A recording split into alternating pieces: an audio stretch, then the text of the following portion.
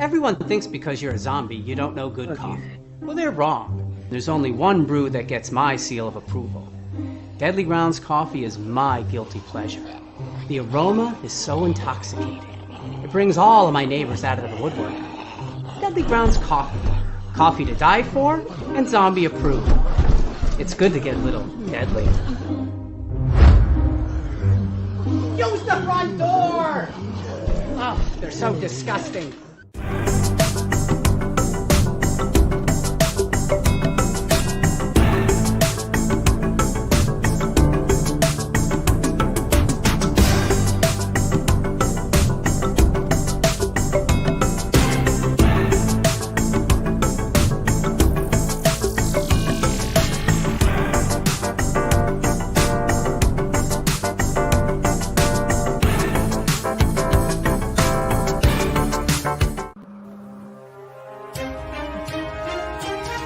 The Dorkening and all affiliated shows are not intended for anyone under the age of 18. The following may contain discussions or scenes that have adult situations, graphic violence, nudity, strong sexual content, and graphic language. This show is intended for mature audiences only. Viewer discretion is advised. Ladies and gentlemen, the motion picture you're about to see contains scenes so terrifying, the public must be given grave warning.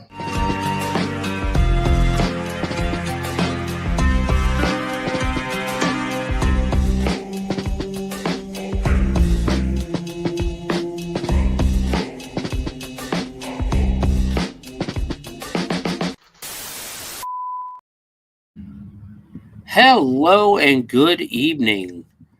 Welcome, everybody, to the Bloody Binge Movie Podcast. I am your host, Sewer Dweller, and joining me, as always, Friday. Hi, I'm so happy to be here. I think it's going to be a great weekend this week, actually. We got Trans World going on in St. Louis for all you haunted house and Halloween fans and Christmas fans, because actually it has a Halloween and a Christmas show this year. It's and Mardi we Gras. will have that, a show about that not this Wednesday, but next Wednesday, and Pyle will tell us all about the trans world. Nice, very nice. Yeah, I'm seeing a lot of pictures. I'm not seeing much news come out of it, but I'm seeing a lot of pictures come out, and I'm jealous. We had talked about, me and the wife had talked about going down tomorrow, because St. Louis ain't but like a 5-hour drive from us. We're talking about going down tomorrow and checking it out, but you cannot buy weekly or daily tickets. You can only buy 4-day tickets right now. So unfortunately, we won't be going tomorrow, but we're planning on it next year, because Trans World is definitely a bucket list thing for me. But not only is it Trans World weekend, it is Mardi Gras. Me too. This Tuesday, of course, is Fat Tuesday. Wednesday, Ash Wednesday, for all you Catholics out there. So why not watch this weekend, go through and watch 1978 Video Nasty list member Mardi Gras Massacre. We will definitely be talking about that in the second part. We'll talk about what the Video Nasty list is, for those who don't know what the Video Nasty list is. But this is a movie that was actually banned in America. It was filmed and made in 1978, but did not see the light of day until 1983. We'll talk about that here in the next segment, of course. But as always, you know what time it is. It is time for haunted industry news and horror movie news. So needless to say, most of our haunt industry news there's a couple of other stories, but a lot of it, there's a lot of, basically everybody is in St. Louis. Most haunt owners, yard haunters, everybody, St. Louis is the place to be this weekend. And there's just so much going on. All kind of parties they have like big parties, everybody has parties in their hotel room. There's tomorrow night is the zombie prom. I think they had like a vampire masquerade ball tonight. There's every night there's a party every night somewhere down there. But it's definitely. Sorry, I'm trying to find my article. There it is. Let's see. So basically, you're talking 500 exhibitors this year, 90 new exhibitors for 2025. There's the floor plan. There's the zombie prom is tomorrow night. That's the horror themed throwback featuring live DJs, spooky cocktails, and pro makeup stations to help transform you into a zombie. Last night they had the City Museum party where they take over the St. Louis's famous City Museum. Last night and tonight you had the Darkness and Lemp Brewery behind the scenes tours of two of the nation's top haunted attractions. The Darkness I have heard of before, and it's supposed to be really good. Tonight is the Vampire Circus. I'm sorry, I thought it was a masquerade, but it is a circus actually. You can experience a gothic acrobatic stage performance blending circus theatrics and high energy horror flair. And of course, every single night they have industry mixers. So there is no lack of things to do down there. There's plenty of course, the trade room floor is where everybody wants to be. There's plenty of seminars going on, safety seminars, how to get started in the industry, how to, how to hire your actors, how to train your actors, how makeup tutorials. Like there's just all kinds of stuff going on down there. But one of the big things I've been seeing, and I'm going to have to share my screen for this.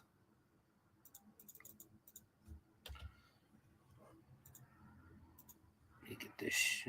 We'll share the screen real quick so you guys can see. You get the behind the scenes look at my Facebook page. But this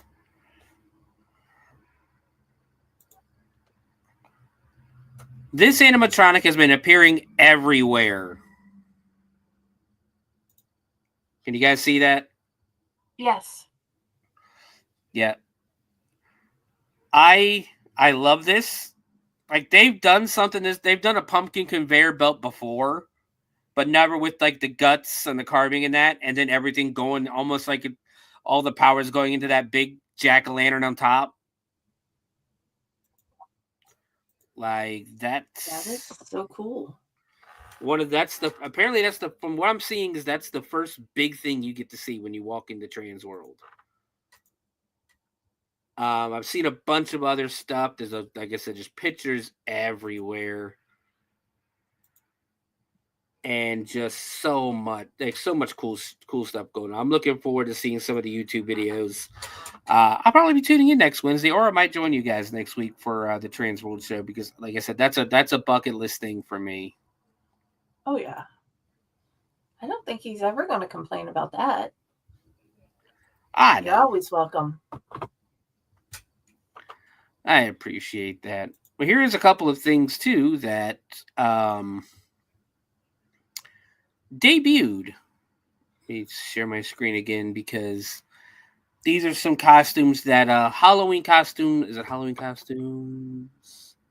I believe HalloweenCostumes.com debuted 3 of their new animatronics that they've made.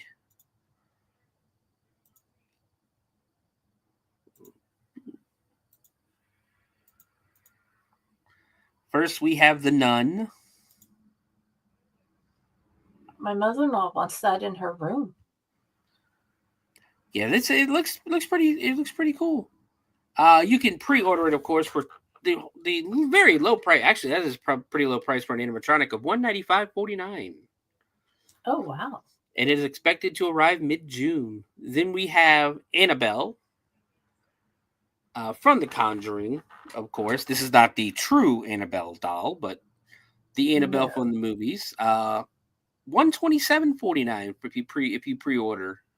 And finally, Chucky, who comes in at a whopping $212.49. months. Oh, wow. That's nice.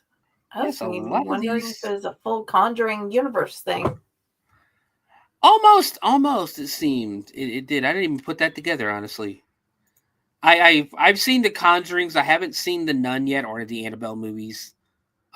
Just because I don't necessarily trust the Warrens. I know they're just very controversial. I find it entertaining, Yeah. and I just thought it was hilarious. They have a well-known anime voice actor doing their books on Audible. Oh, nice. That'd probably be that has have they already recorded them or are they recording them now? Oh, they're up. Let's say. You can listen to them now. Well, what I'm saying is because God, what is it? Elizabeth Warren? No. What is her name? I am drawing a blank. But Mrs. Warren passed away about 4 or 5 years ago now. Yes. I know Lorraine. Ed Lorraine, Warren. yes. Yeah, Ed Warren died, I want to say, in the 80s or 90s, and Lorraine passed away recently. And the son-in-law is the one who's in charge now of the ghost stuff, and he's kind of a giant douche. And has actually taken Annabelle out of her box and is traveling around the country with her. Yes, he is. And he did the whole video thing of putting a blessing on the new container as they were transferring her and made a whole production of it all.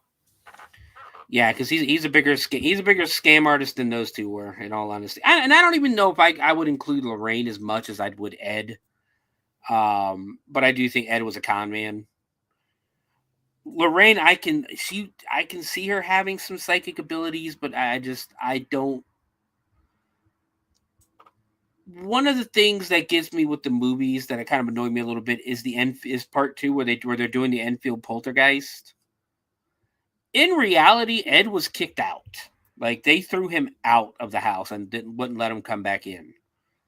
Within an hour or so of him being there, because he started talking about going to the news and making money off of this. So it's just there's certain things I just, and everybody has their own opinions, of course. I personally don't trust the Warrens. I don't know what's real and what's not, but that I look at it like I see any book I write or any book I read or movie. It is for entertainment. Yes. And it is for writing fodder. But yeah, I mean, I and that I agree with. They're some of their stuff. It just, but we're gonna go ahead and move on. Because the spooky swap meet sets year 5 return. Tickets go on sale for Saturday. Spooky swap meet in Southern California. Southern California's largest halfway to Halloween celebration, which this returns to Heritage Square Museum, Los Angeles, this April for its 5th year. Tickets go on sale. Have already gone on sale back in February 8th. Spooky Swap Meet will be held April's 25th, 26th, and 27th. And this year they're offering more nighttime hours, featuring 60-plus vendors selling a mix of used Halloween decor, props, and new merchandise. Spooky Swap Meet has sold out each day of the event since its start in 2021. The evening hours were a hit last year with vendors and attendees alike, so we added more, states Claire Dunlap, producer and co-creator. On both Friday and Saturday, the event will run until 10 p.m. Spooky Swap Meet features leading Halloween brands Trick or Treat Studios and Strange Cult, as well as convention and online favorites Tino Evil, Backstitch Bruja, Spooksy Boo, and Creepsville 666. Selling selections of new and gently used items, including gothic furnishings, Halloween-inspired decor, baked goods, apparel, props, and more. Fortune-telling and food will also be available for purchase. Guests of all ages are also encouraged to trick or treat for real candy at Heritage Square's 7 Victorian-era manors, whose exteriors have all been decorated and spooked up for the weekend by a curated selection of professional and amateur haunted attraction designers, including the LA Haunted Hayride, a Mr. He Slasher, Sanatorium Emporium, Stage Fright Theater, Sal Wayne's Restless Farm, and more. Guests are also invited to see live performances by the Little Ghouls, Ethereal Duet, the Satin Puppets. Live shows and walk-through haunted experiences are also a part of the offerings for Spooky Swap Meet 2025. So, somebody in Dayton, Ohio want to do this? Want to put this on? Like, that just sounds fun. Oh, yes.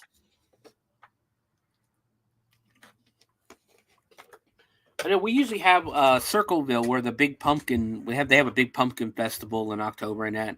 Like, if you go online, they have like this big pumpkin throw. They have the giant, the largest pumpkin contests and things like that. Like, they literally will take a pumpkin and put it in a catapult, like a literal catapult, and fucking fling them things like half a mile almost. That is awesome. And I love the pumpkin chunkin games. Yes. We used to do the hayride I worked at. We used to do when one of the radio stations would come out. I think it was FM 99. They would do this thing where you could smash a pumpkin and win a prize. Most prizes were tickets to the haunt that you're already paid to go through, which always made me laugh. But there were like concert tickets, movie tickets, and a bunch of stuff like that.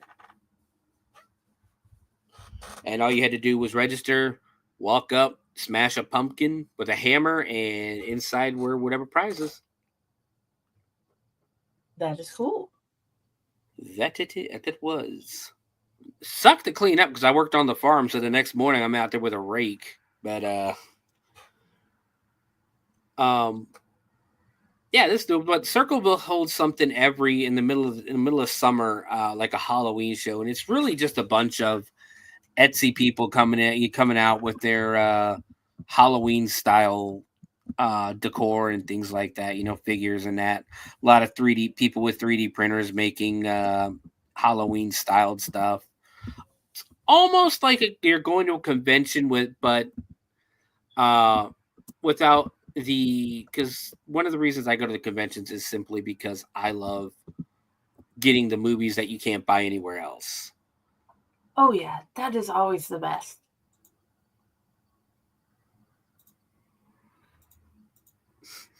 Yes, that's the whole reason I go. Plus the new, they have a lot of authors are there, people are selling books and things like that. And like it's the Circleville. Like I said, we didn't go last year. We went the year before, and it was I think they could do more. Maybe like decorate it up a little bit more Halloween-y or something. But that would be fun. This would be something great to do, though, especially here in Ohio, because we have the most, like per capita, we have the most haunted houses in our state, in the entire union, in the entire country.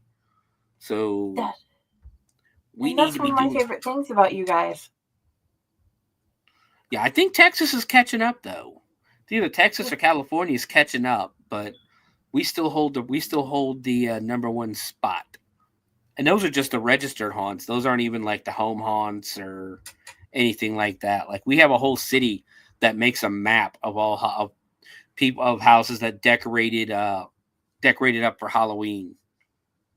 That I just wish all the haunts here weren't like hours away. Yeah, but you live in Texas. Isn't everything hours away? Yeah, everything decent is at least an hour away. Yeah, that doesn't mean it doesn't suck. No, I know. I'm pretty sure it does because I'm the kind of guy. I'm the kind of person where if I'm comfortable or something like that, and you say, "Hey, we need to go here," man, that's like 3 cities away. We sure we got to go there? Because that's the thing about it. Go ahead. That's why we plan ahead. It's like, okay, Yes. we have no choice. We have to go. Fine. Can we do it Saturday when I'm off? Yes. Yeah. Yeah, see, then that's the thing. Like here, like where we live now, where we lived before, we didn't. They closed. Like a tornado took out our only grocery store that was right on the corner. Now it was one of those small mom and pop shops that overcharged for everything. So we had now it's like a 3 or 4 mile drive to go to the grocery store, and it was every day. Me and the wife would look at each other like, "Yeah, we're just gonna order pizza or something, aren't we?" Because we don't want to drive that. We don't want to drive that far, to go to the grocery store, especially after we've both been working all day. Now, at the same time, I worked in a grocery store, so if we needed something, I should have been told. But we're going to save that argument for later. Oh, yeah. That is why when we go, we buy bulk. We try to get as much as possible, and that way it'll spread. Well, and that's the thing. The thing here is, you have Dayton, and then you have a bunch of offshoots that still call themselves Dayton, but they're all their own cities. Like I live in Riverside, which is right. I want to say we're north or west of Dayton. It's hard now. And I know it was so much easier living in Virginia Beach because wherever the beach was, you knew that was east. But in Ohio, it's like, oh God, I'm still not used to this. But I think we're like a little northwest or west of actual Dayton proper. Then you have like Huber Heights, you have Kettering, Oakwood, and all these like suburbs of Dayton around it, and you could go 1 mile and being another whole freaking city. Where I know with you guys, it's like you got half the time you got 30 miles between you and your next neighbor. I'm lucky right now. I've got like 4 people around me, which is better than it used to be, where it's like the closest neighbor was a good mile walk. Yeah. And that's what my aunt and her family, my mom's older sister, before she passed away, lived out in Arkansas. And you're talking like Wichita County, way out in the country. And they had the same issue where they lived almost like on a plot of land where my aunt's trailer was here. Her oldest child was like almost to the kind of like to the east, and right, basically all in the same plot of land. You had my aunt's trailer, her daughter's trailer, and then her father and mother-in-law's trailer right there on the same plot of land. Outside of that, you had to go through deer country to get to the next person. I go through deer country daily. Oh yeah, no, but trust me, I hear the stories from because my brother-in-law and my sister live out in Washington, up in a mountain, and this is why I get to get deer jerky year round. And that is awesome. And over here, if you got a truck, you got to make sure it's tough. Mm-hmm. Our last one, before it was killed by a tornado, it lived going through a deer and still made it back and forth to work, even through a move. Yeah, we're lucky we don't have as many of those issues up here. Like, we have a big deer population up here, but it's usually the semis that take them out. But I digress. We have a couple more stories for Halloween or haunt industry news. That is for the horror movies. Do we? Yep, already talked about that. How about a list from iHorror.com, a list of the creepy places around the world you must visit? Alrighty. I do always like a list. These are not in any numerical order or anything like that. But the first one they list, the catacombs of Paris. I've seen the episode of Ghost Adventures where they went down in here, and was it Paris? No, that was Scotland. But basically, the walls are almost built out of human skulls and like human bones. Ooh. Over 6 million people reside beneath the streets of Paris, not in the flesh, but quite the opposite. A labyrinth of tunnels filled with their bones makes up the walls, and dim lighting casts eerie shadows over rows of eyeless skulls that watch over adventurers as they make their way through this chilling experience. And I've seen, like I said, I saw the one they did in Scotland, that the Ghost Adventures did, and that was actually pretty creepy.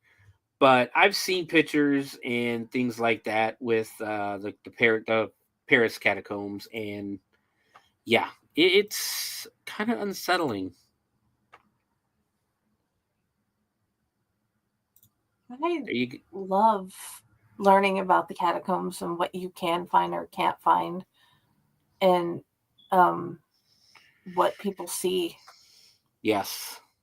And that's the thing, is some of the dark stories you heard from the Edinburgh, Scotland, their catacombs was kind of creepy. But this comes from the article. This is a picture of part of the Paris catacombs.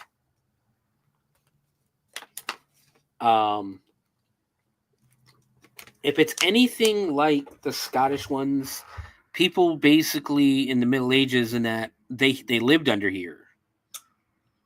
And, you know, just trying to stay away from the elements and that. And this is where they took shelter. And I guess this is the 6 million people under here are people that died.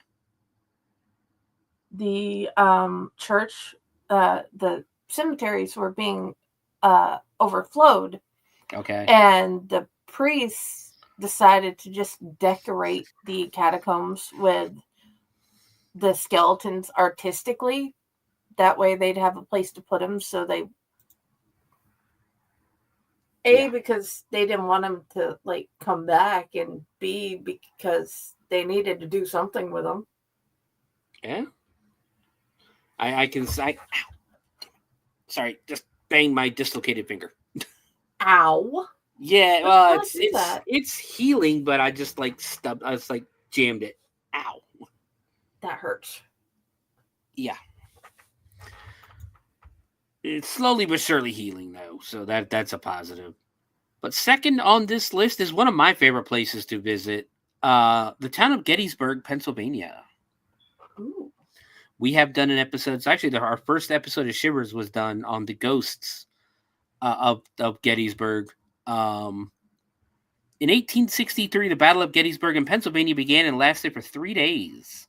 In that time, 50,000 men lost their lives, many never receiving a proper burial. Now, they, like when they dug up, then they were building when I went there the first time, early 2010s, might have actually been 2010. The first time I went, they had just built a high school right in the center of town.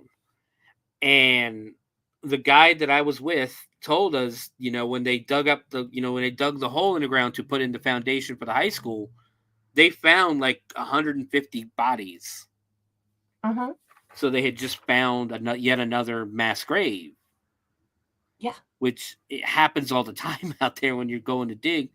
And there's a reason why you're not allowed on the battlefield. If you're caught on the battlefield after dusk, basically after sundown, if you're caught on the battlefield, they will arrest you. No questions asked. You don't get a second chance or a first chance. You immediately go in handcuffs. The Rangers will arrest you and they will take you to jail. Okay, as a person from the Chattanooga area, I've never wanted to go onto the battlefield after dark. After seeing what I saw in the daylight, I don't want to do after dark. I'm fine. Well, what it is they want, basically it's not regular people that do it. Unfortunately, they're treasure hunters trying to find like bullets or some sort of metal from back then, like, gold teeth or pins from jackets or whatever, because there is a really big market for Civil War memorabilia. So if they find like a musket ball or they find a cannonball or something like that, they take it, they can sell it online and make thousands of dollars. And basically the park, because it is a national park, they don't want them doing that. They don't want they don't want them digging up the fields and that. Because I remember when last time I gone there, that I'd stayed there for more than a night. They actually were talking about putting in a casino, and the residents there vehemently did not want that casino. No. Like they were not happy about it, even the thought of it. But the third location on our list, and this is a very popular one. This is another bucket list item for me, I believe. The Stanley Hotel. Ooh. Of course, Jen, what is the Stanley Hotel most famous for? The Shining and the Dr. Sleep. Yes. It is the basis of the story for The Shining is the hotel, the setting. That's what I'm thinking of. The setting for The Shining. I want to say the book and the movie. Yes. Because Stephen King was creeped out by this enormous hotel, and he was inspired to write The Shining based on his experiences at the Stanley, located in Estes Park, Colorado. He got lost in the hotel, and that after being lost and wandering around because they were the last ones there, that's what started the idea for the story. I can see that. I can definitely. I mean, it's a creative story. You know, I'll be the first to admit I'm not necessarily the biggest fan of Stephen King, like his movies and that, but The Shining always got me good, and I always enjoyed watching it. And to me, one of the more creative stories. Oh yeah. Next on our list, The Island of Dolls in Xochimilco, Mexico. Basically, it's an island filled with thousands of deteriorating dolls hanging from a tree.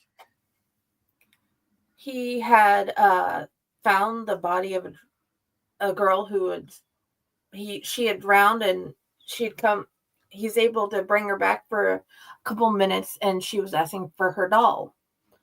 Mm-hmm. And to appease her spirit, he put dolls everywhere. Yes, I've seen pictures of this place too, and there's literally dolls. Like I would probably, if I didn't know better, I would probably turn my boat around immediately if I saw that. Moving on, we got our first prison, Eastern State Penitentiary. This again is a bucket list on me. It's in Philadelphia, Pennsylvania. The backstory to this prison is very not evil, but you can see how people were tortured. Yes. The Quakers, I want to say it was the Quakers, are the ones that built this prison. And this was back, I want to say in the 1800s, they built it in the 1700s. This was back when, because you go today, prison really isn't about rehabilitating people. It's about keeping people out of society, which is not what prison was ever meant to do. It was meant to rehabilitate people, to put them back into society. They all have tablets now. Yes. Okay, I'm in a group on Facebook, and I get a good laugh out of this all the time. It's called Getting Out or something like that, where the inmates can post pictures and ask people to, it's almost like a dating site or a personal site. But every one of these people have men or women, have a boyfriend or a girlfriend or a partner waiting for them when they get out. So what they're doing is they just want somebody to put money in their commissary. Mm-hmm. So you go on that, you'll start talking to them, and they're like, "Oh, honey, I really need $100." Mm-hmm. And of course, lonely people, okay, here's the money. Then when they get out, it's like, no, fuck you. Yeah. But in this prison, each cell is supposed to have the only window it has. Like each cell is solitary. Like you weren't supposed to, you didn't have roommates or cellmates or anything like that. The only thing you had was a skylight so that the sun could shine down into the room or the moon could shine down into the room. And the only reason they did that was so you had a free pathway to talk to God and ask for forgiveness. So you would be locked up 20 hours a day, get to come out for a couple of hours to, exercise, eat, stuff like that. You ate in your room, basically. And then you're locked right back up. Yeah. Now, one of the most famous people that was locked up here would be Al Capone. And we all know Al Capone. He's one of the mobsters that makes me laugh because of all the evil, rotten, dirty things he did, like murder, racketeering, all that good stuff. He went to jail for tax evasion. Mm-hmm. Like, you can kill all the people you want. You can murder all the people, rape, do whatever you want to other people you want. But God damn it, if you don't pay your taxes, we're coming for you. Yeah, that seems to be about all they cared about at that point with that. Yes. But he has his cell is one of the famous stopping points in this prison because it is still, they gave him like top of the line, like they let him decorate his own cell. It's got carpets, got a nice bed in there, like a chair and a writing desk, all the nines. So moving on to Lithuania, the Hill of Crosses. I have never heard of this place. This is one of the places I've never heard of. But this centuries old landmark isn't as terrifying as it is eerie. Covered in thousands of crosses that dominate the landscape, it exudes an unsettling atmosphere. The origins of this graveyard of religious iconography aren't exactly clear, but it definitely has a creep factor. Give me 1 second.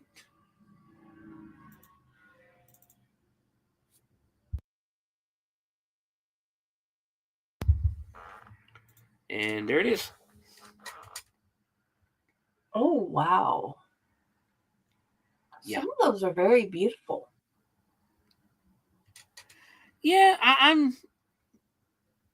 am not necessarily the most religious person, so I would definitely be turning around if this was me, but I can see where I can definitely see how people would find this, beautiful and it is intriguing, Oh, yeah. It's the art they put into some of these crosses are beautiful. Yes. That it is. Yeah, that's not anything I'm going to ever ask you about. Do you want to join my religion? No. And that's the thing, too, is even I don't consider myself atheist as much as I do consider myself anti-religion, like anti-organized religion. I don't go around telling people, oh, do you want to could you say a prayer for me? I'm not going to go. Like, if somebody asks me to say a prayer, I'm not going to sit there and go, how dare you ask me? I'm atheist. I'm this or this. You can't ask me to do it. No, I can't pray for you. I'm sorry. I'm not going to sit and give them a lecture on why prayer is bad or why believing God is bad. Because if that's what they want to do, that's on them. That's what they can do. I'm never going to be that kind of person. Next on the list, another bucket list location for me. I think we talked about this last week, actually, but the Villisca Axe Murder House. Ooh, that would be interesting. Villisca, Iowa. There's just a creepiness to this house. I watched the Ghost Adventures episode when they went and visited it. I had already known about the Villisca Axe Murder House before they had. And there's just a creepiness that came through the television, of this house. Like, there's an evil there. Oh, yeah. For those who don't know, in June of 1912, on a pleasant summer night, 8 unsuspecting victims, 6 children and 2 parents, were bludgeoned to death as they slept over after a church service. Despite a nationwide manhunt, multiple suspects, and 2 trials, the murders remain unsolved. You can stay in the house, for a fee, of course, to see if you can capture your own evidence of lingering spirits. Like, if I remember, I think they had 4 children, and 2 of them were neighbors' children who were spending the night with them to basically play with the kids.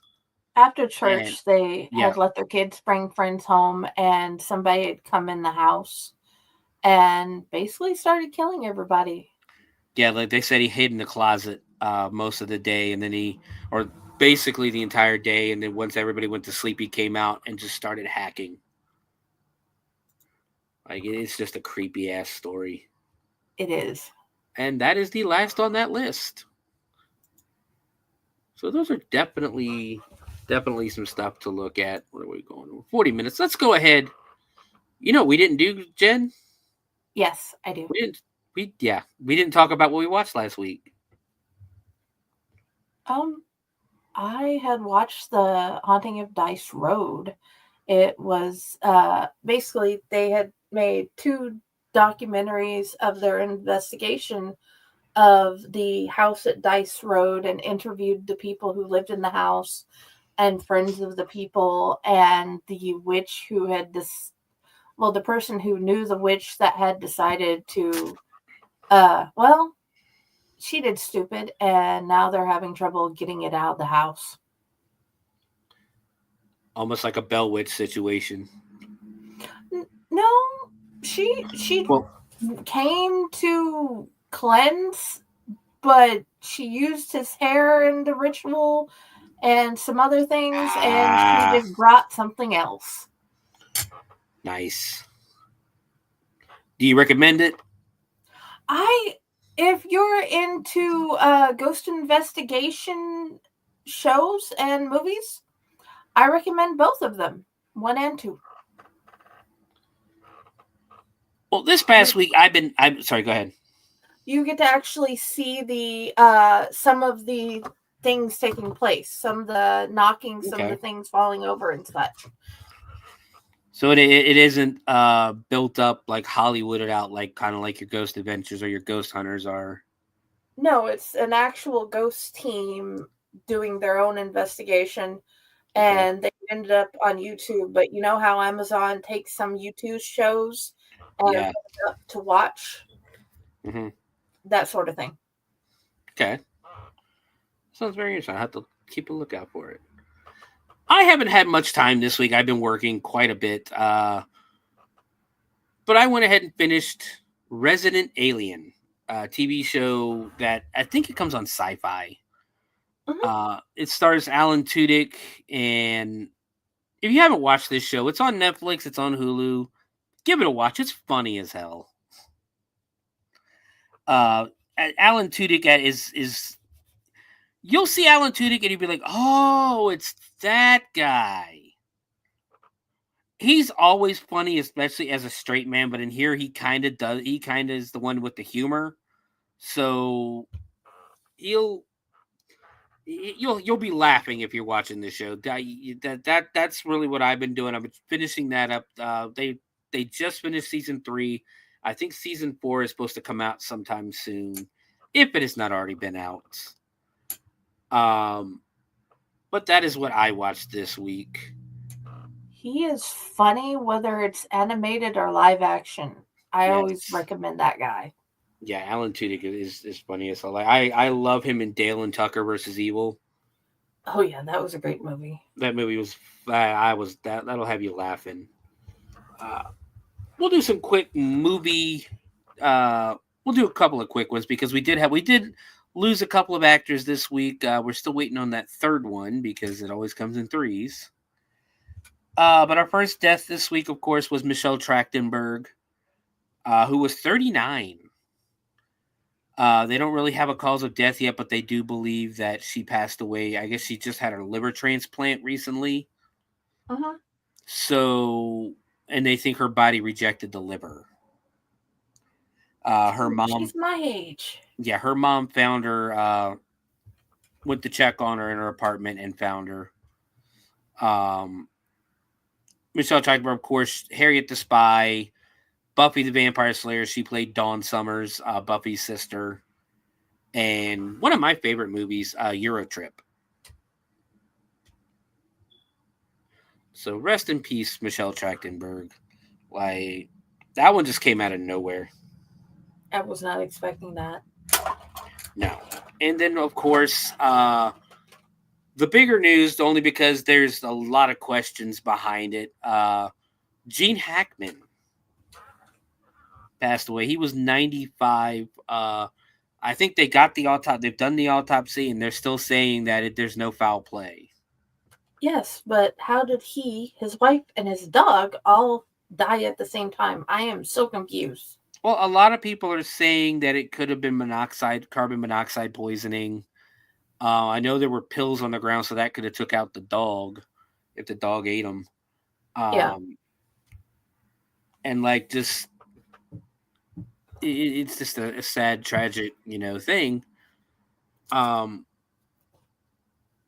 My favorite role, and I think I've heard a lot of people saying this lately, but one of my favorite roles that Gene Hackman played, besides Lex Luthor in the Christopher Reeve Superman movies, was in The Birdcage. Oh, yeah.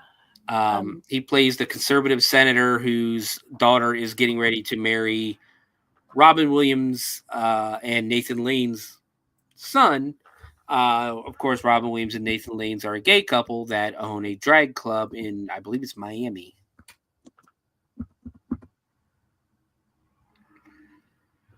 That movie is good. I was going to say I love The Quick and the Dead, and I love The Birdcage. Yeah, he was really good in The Quick and the Dead too. But he will always be Lex Luthor to me. But other than that, let's see. Do I got anything?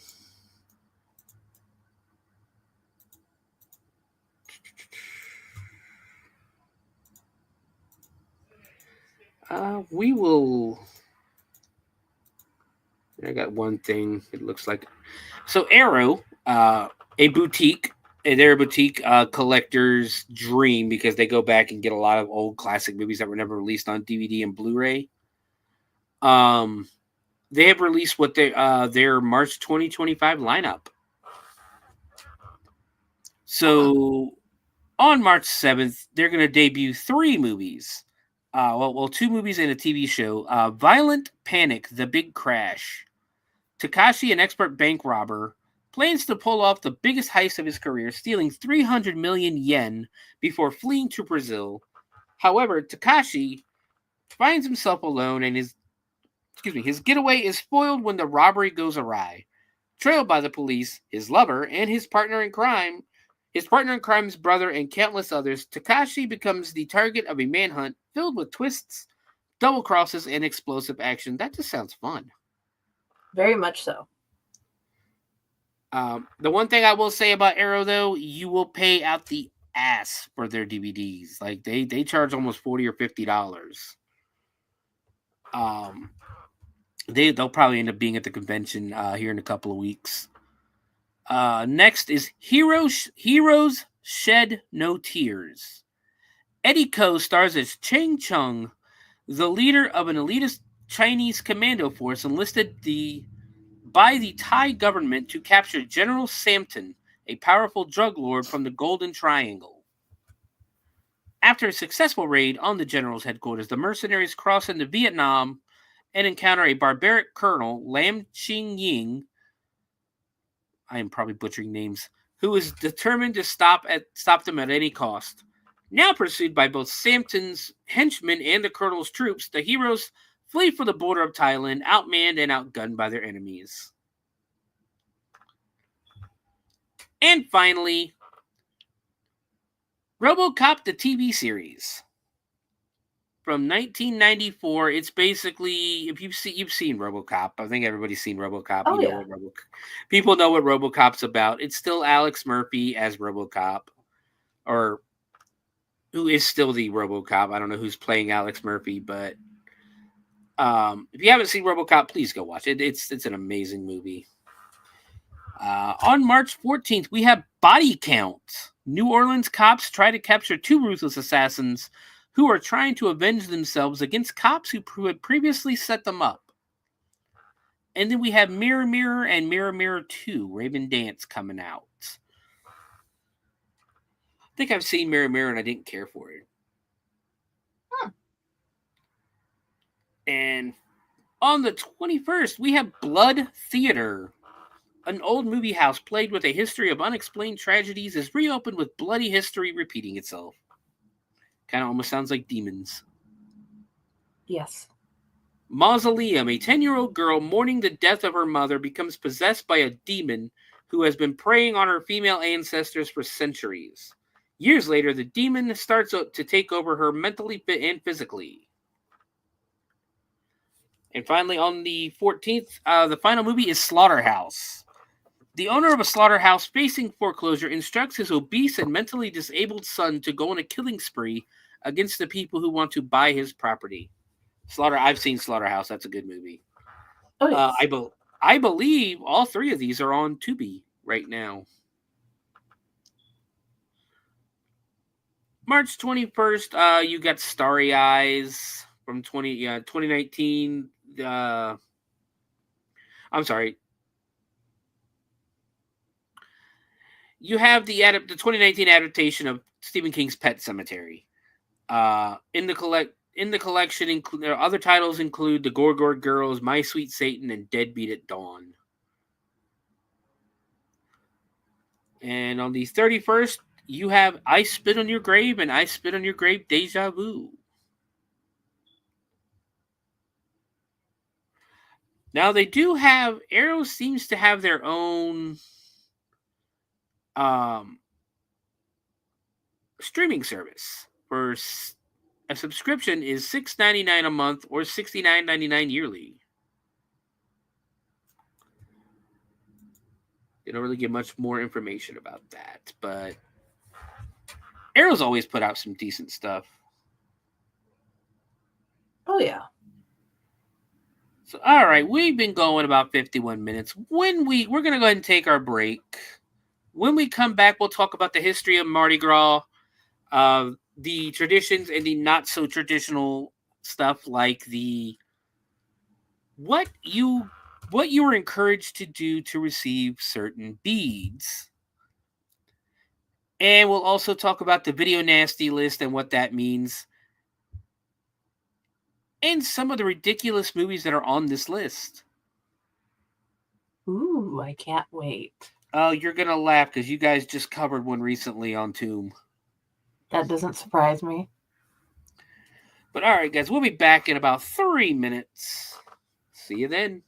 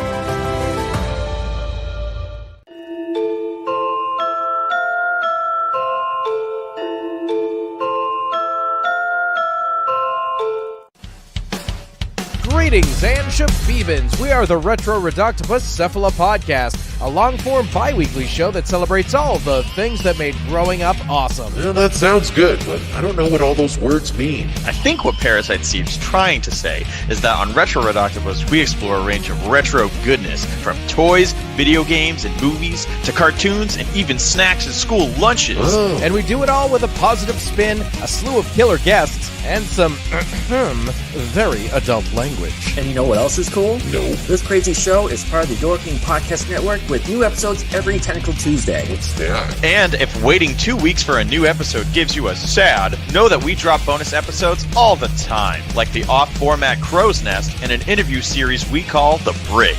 You can listen to Retro Reductopus on Apple Podcasts, Spotify, Stitcher, or any app that's cool enough to carry the only show that celebrates all the things that make growing up awesome.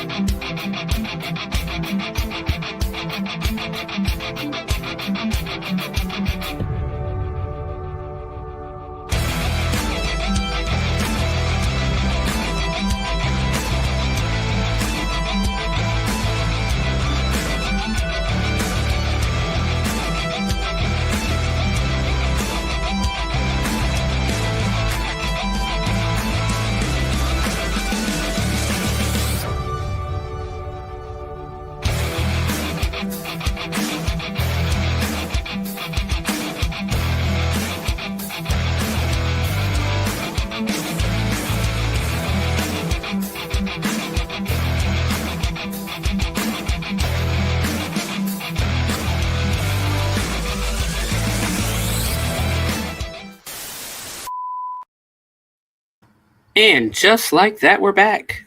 Yay! That ad break does go really quickly. Oh yeah. Like it's 3 minutes long and it just flies by. But welcome back. I am your host. Welcome back to the Bloody Binge Movie Podcast. I, of course, am your host, Sewer Dweller, always joined by Friday. I love this place. So, as I was saying at the beginning of the stream, it is Mardi Gras weekend. I really think Mardi Gras is the only... There's parades all weekend and stuff like that, but the big day, of course, is Tuesday. For Fat Tuesday, because, you know, as of Midnight Wednesday, you're in Lent and you're not supposed to be doing certain things during Lent, but I think at least my sect of the Catholic, when I was growing up, it was you had to choose something.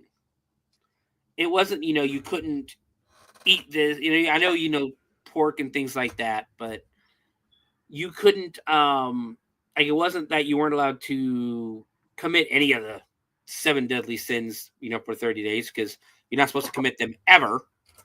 But you're supposed to give something up for Lent is what you were supposed to do. But needless to say, we do know there is a history behind Mardi Gras. And Jen, what do you know? What do you know about Mardi Gras history at all? Nothing. Well, I think everybody we all know it comes from France. Because those are the settlers who settled Louisiana originally, was the French. But it got started. So Mardi Gras is a tradition that dates back thousands of years to pagan celebrations of spring and fertility, including the raucous Roman festivals of Saturnalia and Lupercalia. But when Christianity arrived in Rome, religious leaders decided to incorporate these popular local traditions into the new faith, an easier task than abolishing them altogether. Basically, when the Christians showed up to Rome, you weren't really going to get them to stop having, you know, their orgies or overindulging on wine or food and things like that. Essentially, the Caesars would have told you to fuck right on off. Yeah, basically. So, as a result, the excess and debauchery of the Mardi Gras season became a prelude to Lent, the 40 days of fasting and penance between Ash Wednesday and Easter Sunday. Along with Christianity, Mardi Gras spread from Rome to other European countries, including France, Germany, Spain, and England. Mardi is the French word for Tuesday, and gras means fat. In France, the day before Ash Wednesday came to be known as Mardi Gras or Fat Tuesday. Traditionally, in the days leading up to Lent, merrymakers would binge on all the rich fatty foods, meat, eggs, milk, lard, and cheese that remained in their homes in anticipation of several weeks of eating only fish and different types of fasting. And that's where I sign off because I cannot eat fish. I do not like fish.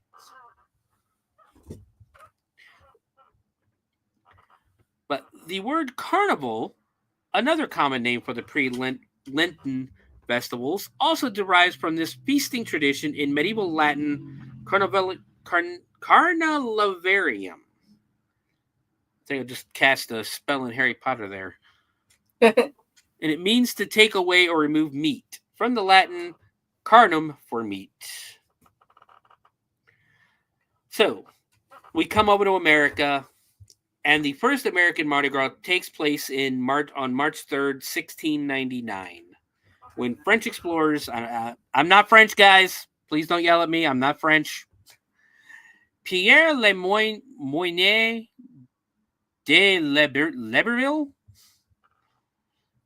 and Sieur de Bienville.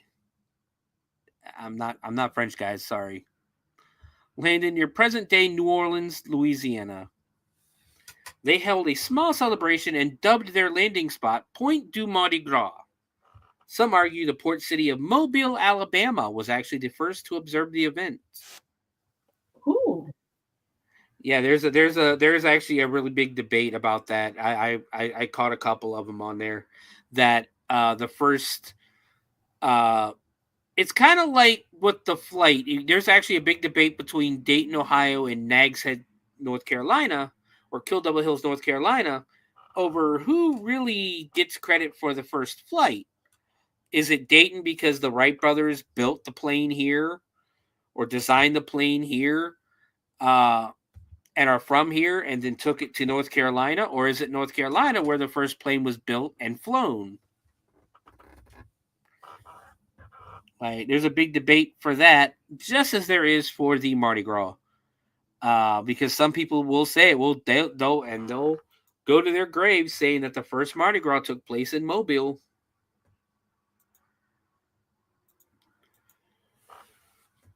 So, in the decades that followed, New Orleans and other French settlements began marking the holiday with street parties, masked balls, and lavish dinners.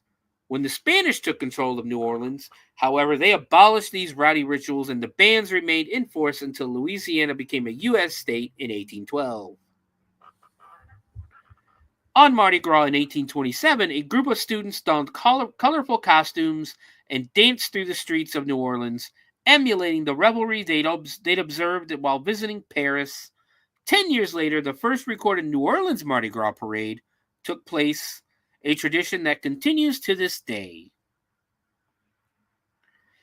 In 1857, a secret society of New Orleans businessmen called the Mystic Crew of Comus organized a torch-lit Mardi Gras procession with marching bands and rolling floats, setting the tone for future public celebrations in the city.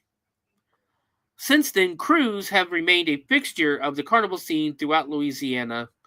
Other lasting customs include throwing beads and other trinkets, wearing masks, decorating floats, and eating a king cake. Louisiana is the only state in which Mardi Gras is a legal holiday. However, elaborate carnival festivities draw crowds in other parts of the United States during the Mardi Gras season, as well as including Alabama and Mississippi. Each region has its own events and traditions. So, there are 6 famous popular traditions that come from Mardi Gras. Any thoughts so far, Jen? I know about the general idea of the food, the king cake, the flashing. Well, that's people in New Orleans will hit you for saying that. The actual residents of New Orleans swear up and down it is not a tradition, that it is something that drunk tourists do. Alrighty. That's them though. They apparently do not like it. I can understand that. Yeah. I can see that, but also it's a thing that happens, and it seems like for the tourists, then it would be the tradition. I mean, if you don't want that tourist money. Exactly. But I'm pretty sure your economy thrives on that tourist money. Dude, they thrive on the tourist money all year long. They've even had our money recently. Yes. So, yeah. I would love to go to New Orleans. That's one of the places I've never got to go. One of the many places I want to go that I haven't got to go, but that's like up at the top of the bucket list. But our first tradition is the cruise. Within 2 decades after the French explorer Lemoyne, I'm not going to try to say that name again, founded New Orleans in 1718, the city's annual celebrations of Carnival had become an annual event, complete with masked balls and other festivities. Parades commemorating Mardi Gras, the last day of Carnival, and the day before Ash Wednesday, the first day of Lent, officially began in 1838. By 1857, however, New Orleans Mardi Gras celebrations had become so marred by drunkenness and violence that city officials were about to do away with them. Instead, several members of a group known as the Caubellion de Rankin Society, which had held a parade annually on New Year's Eve since 1830s, stepped forward. They proposed forming a new private club that would stage its own Mardi Gras parade as an orderly alternative to the chaos that currently existed. They called their new organization the Mystic Crew of Comus, the Greek god of revelry. Today, more than 70 crews parade through New Orleans on Mardi Gras after celebrating the 2 weeks of carnival with invitation-only balls and supper dances. So if I'm understanding this right, when you're in New Orleans, I know randomly people will start playing, a random jazz band or band will start playing and marching through. Apparently those are the crews. I didn't see one the 2 days I was there. Well, from the sound of it, were you at Mardi Gras or? No, I'm just saying I didn't get to see a band and I was sad. Yeah, I think they only do it at Mardi Gras. Among the most famous crews, this is the second. This is the number 2, Rex, King of Carnival. Among the most famous crews is the Crew of Rex, founded in 1872.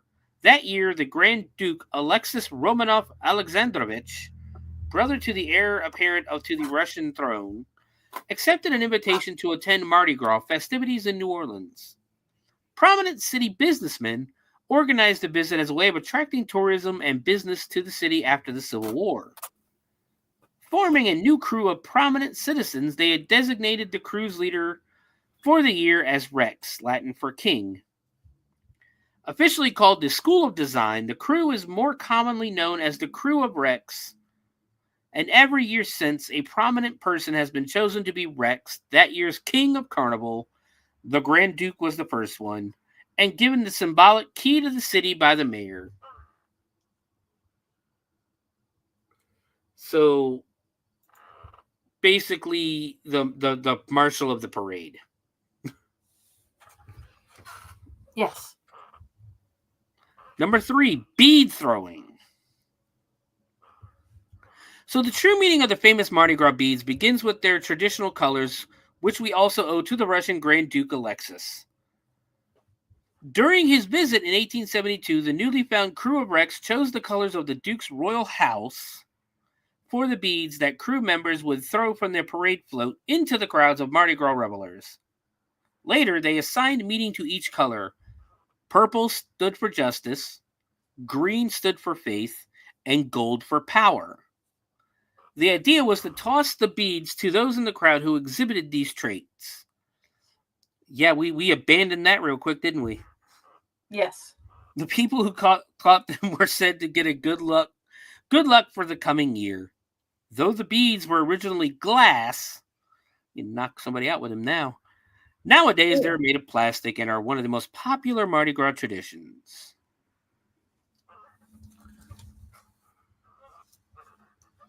So we can thank Russia for the beads. Cool. Zulu coconuts. Also among the most coveted of Mardi Gras parade throws are Zulu coconuts, the round, painted, glittery orbs thrown out by members of the Zulu Social Aid and Pleasure Club. One of the oldest traditionally African-American crews, Zulu held its first parade in 1909. The very next year, as the historical record shows, they began tossing coconuts to members of the crowd. Originally, the coconuts were left in their natural brown, hairy state, but a tradition soon began of painting them and decorating them with glitter. Nowadays, Zulu coconuts are handed into the crowd rather than thrown to avoid injuries and lawsuits.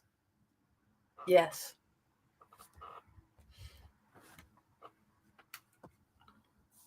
You say something again real quick? I said yes. Okay. No. I think a part of my cord came unplugged because I'm sitting here going, why can't I hear anything out of the left ear? So we're at number 5 now, the flambeau. The blazing torches lighting the way for parade goers during nighttime Mardi Gras festivities are called flambeau, French for torch, and they date back to a custom established by the original Mardi Gras crew, Comus. In the mid-19th century, the torches were a necessity due to the lack of sufficient street lighting. The original flambeau carriers were slaves and free men of color, and their torches were probably made with shredded rope soaked in pitch and set ablaze. Crowds lining the parade route would toss coins to the flambeau carriers, a tradition that still continues today. Over the years, however, Mardi Gras flambeau has evolved into a kind of performance art as the robe-wearing carriers twirl and dance with their torches, now much lighter and fueled by butane or kerosene. So, and finally, number 6, the king cake. So the story behind one of Mardi Gras' most popular foods dates back to the Middle Ages. That's when people began celebrating the tradition of the 3 kings who brought gifts to the baby Jesus on the 12th night, the end of Christmas and the beginning of Epiphany. Along with giving special gifts to children, the custom arose to eat a special kind of cake for the occasion. King cakes are now consumed throughout the season, beginning on the 12th night, January 6th, and ending on Mardi Gras. Originally just a simple ring of dough, the king cake took different forms over the years. Today, the most popular form is a braided Danish pastry laced with cinnamon and iced in the Mardi Gras colors of purple, green, and gold. According to a tradition launched in the 1940s by Donald Ensugar, who owned one of New Orleans' largest commercial bakeries, a tiny baby figurine meant to represent Jesus was baked inside each cake. How long did it take somebody to choke on that? That's my question. The baby don't have an answer. Yeah, because someone choked on that shit. The baby is usually made of plastic, but in the past years was sometimes porcelain or even gold. According to custom, whoever gets the baby in his or her slice must buy the next cake or host the next party. Shit. As with Zulu coconuts, however, fear of lawsuits has led to changes in the king cake tradition. I told you, somebody choked on one. Many bakeries have recently stopped baking baby figurines into their cakes, instead choosing to package them separately for customers to insert themselves.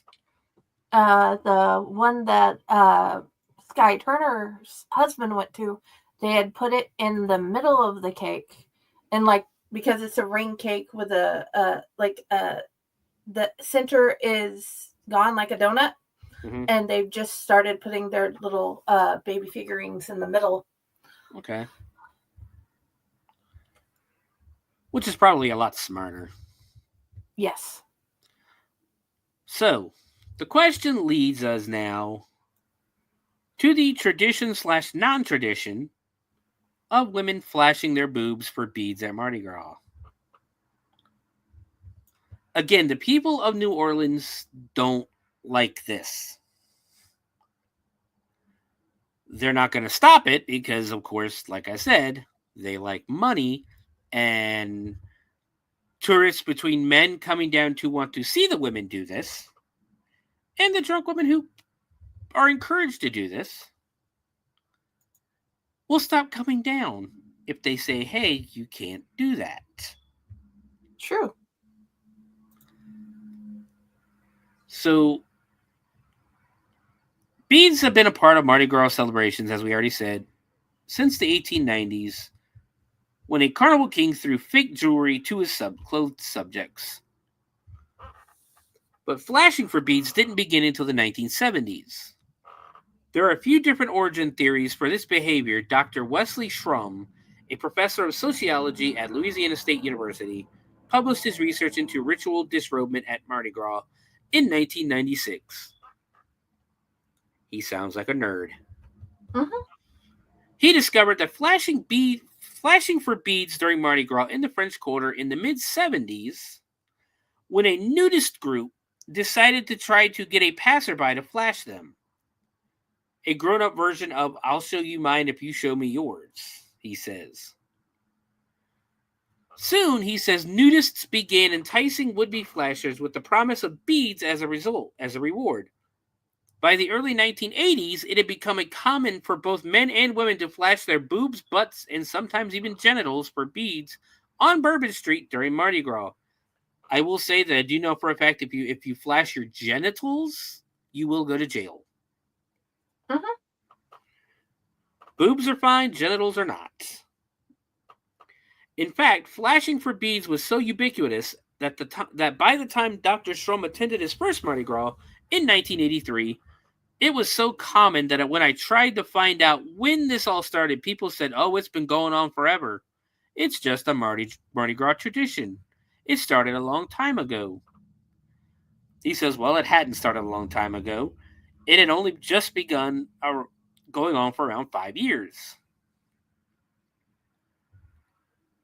So there you go.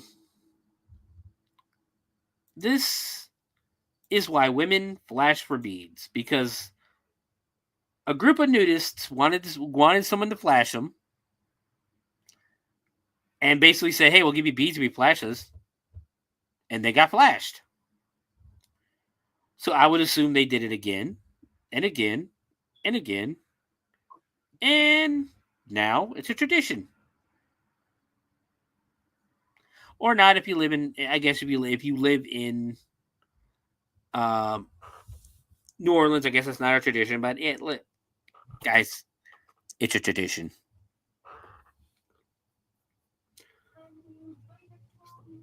So that is the history of Mardi Gras.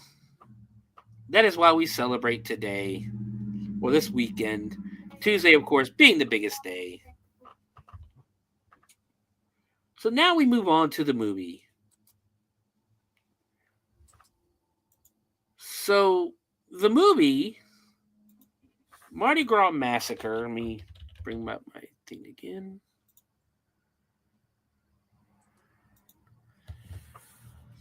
It was released in 1978, but it was not released until 1983. 5 years after its completion, and it was given an X rating by the MPAA.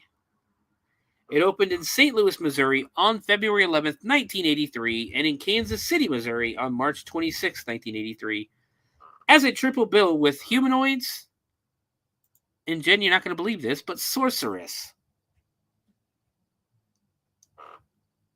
I can see it.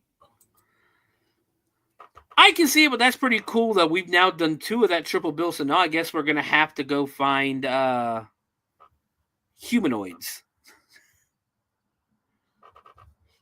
And the film was on the UK government's list of video nasties in the 1980s, but in 2022, the film was finally submitted to the British Board of Film Classification and received an uncut 18 certificate for UK release.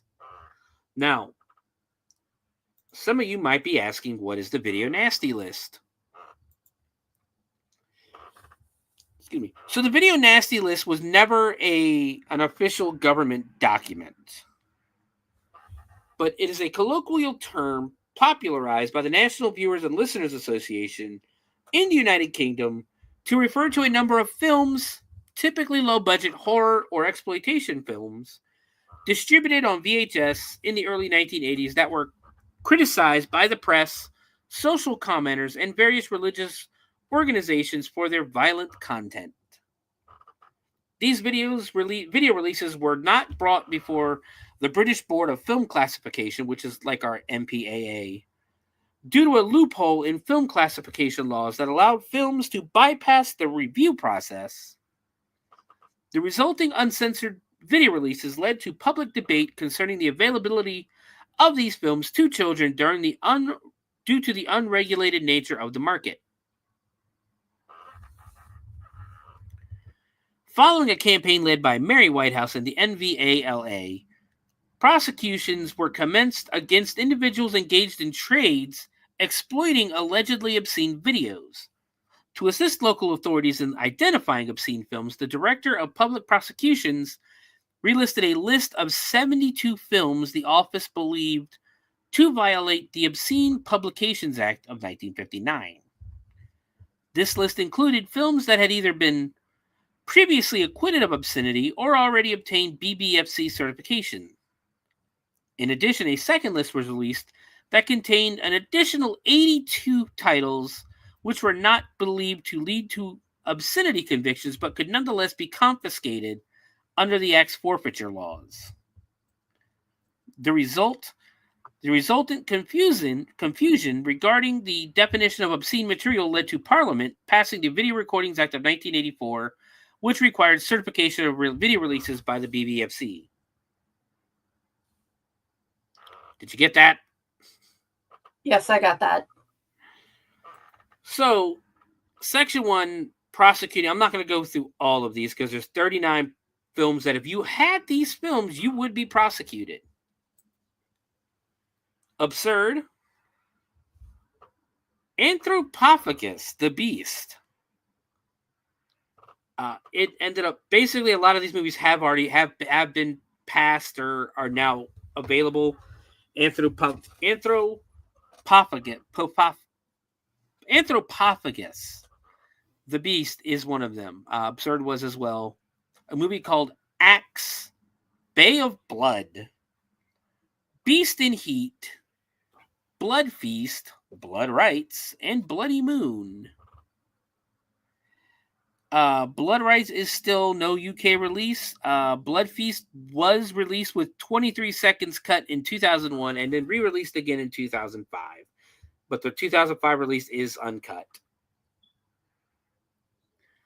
The Burning, Cannibal Apocalypse, Cannibal Pharaoh, and of course Cannibal Holocaust.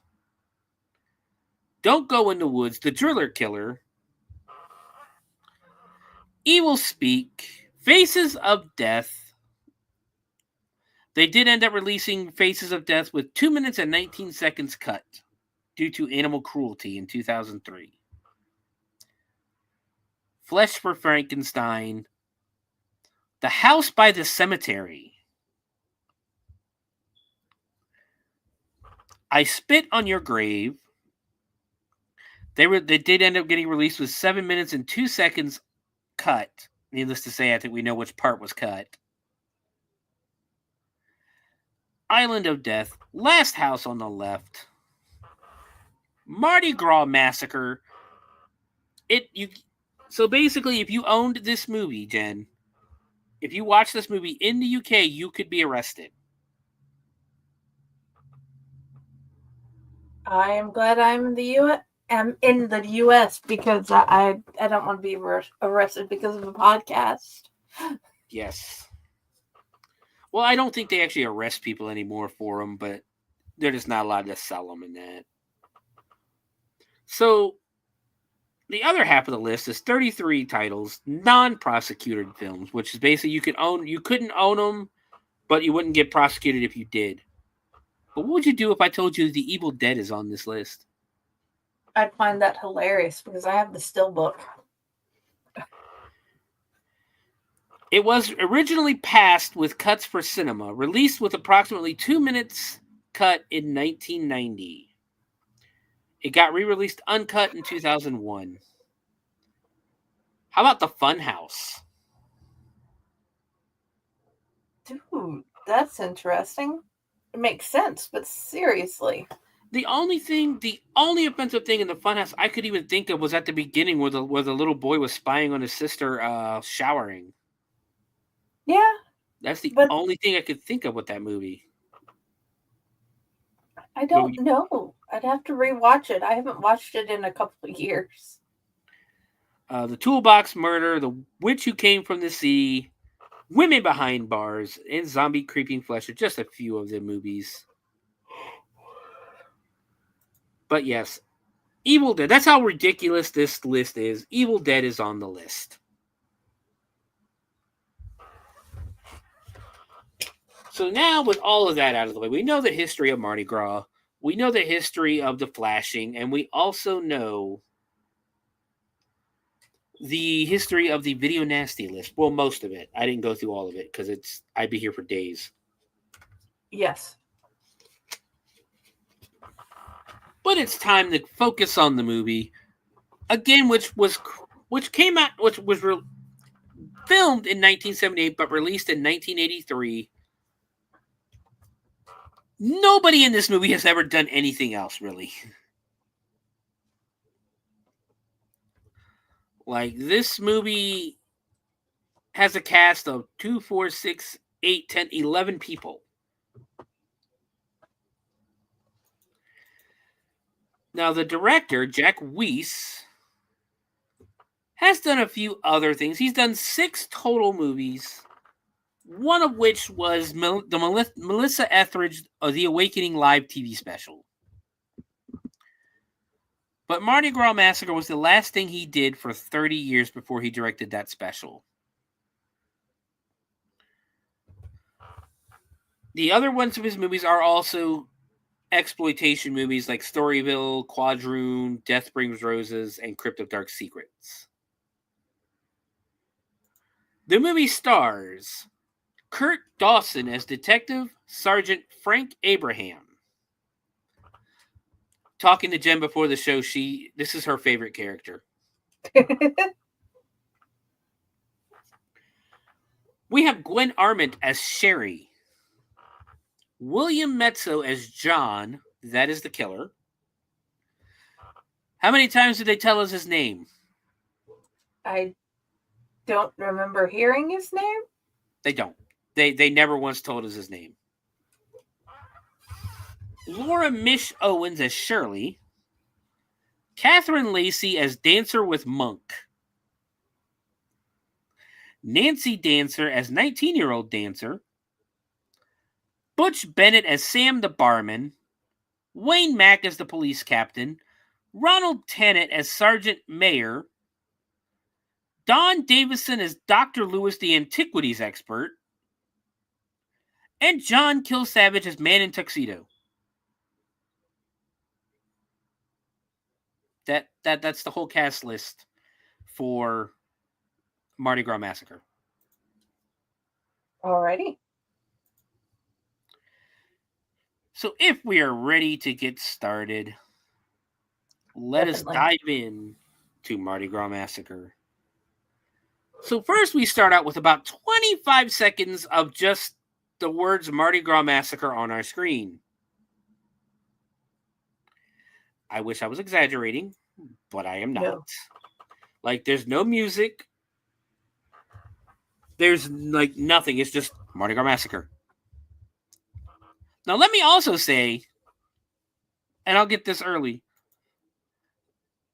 if it wasn't for the name Mardi Gras Massacre, we would have no fucking clue that this movie was set in New Orleans or during Mardi Gras. Because it's 35 minutes into the movie before anybody mentions Mardi Gras or even New Orleans. Just saying. So the movie starts out, we're in a bar, and Shirley, well, that's not Shirley. That was Sherry. And her friend walk in and sit at the bar and start talking to Sam the barman. Right away, we know that they're hookers because Sam the barman uses the terminology Trick and Johns. And he tells them how much money the girls are making and that. From behind, this really creepy looking dude walks in. And this is John. This is our killer. I can say this because this is not a murder mystery. Yeah. What did you think of John, Jen? He was creepy and he has an agenda. That he does. He walks in. Sherry and her friends start flirting with him, because he starts waving cash around and that. And he wants to know who the most evil girl in the bar is. Now, if that's not a red fucking flag, I can't tell you what is. Because that would just, might as well have a red flag the size of Sherry's dress, because she is wearing a bright red dress. I counted 3 red flags, but continue. What were the other 2 for you? He's creepy. He zeroed in on the one the two that he was very sure were probably prostitutes and hookers. And then he used money to talk them into something. And then, for some odd reason, he wants something evil. Yes, he wants the most evil without a doubt. And they volunteer their friend Shirley. Now, I've known a few prostitutes in my life, and their whole deal is trying to get money. I don't know a single prostitute that wouldn't just go, yeah, I'm evil. I'm the most evil bitch in here. Come on, take me. But no, these girls go, oh yeah, no, our friend Shirley there, she's pretty fucking evil. Like she kicked a puppy.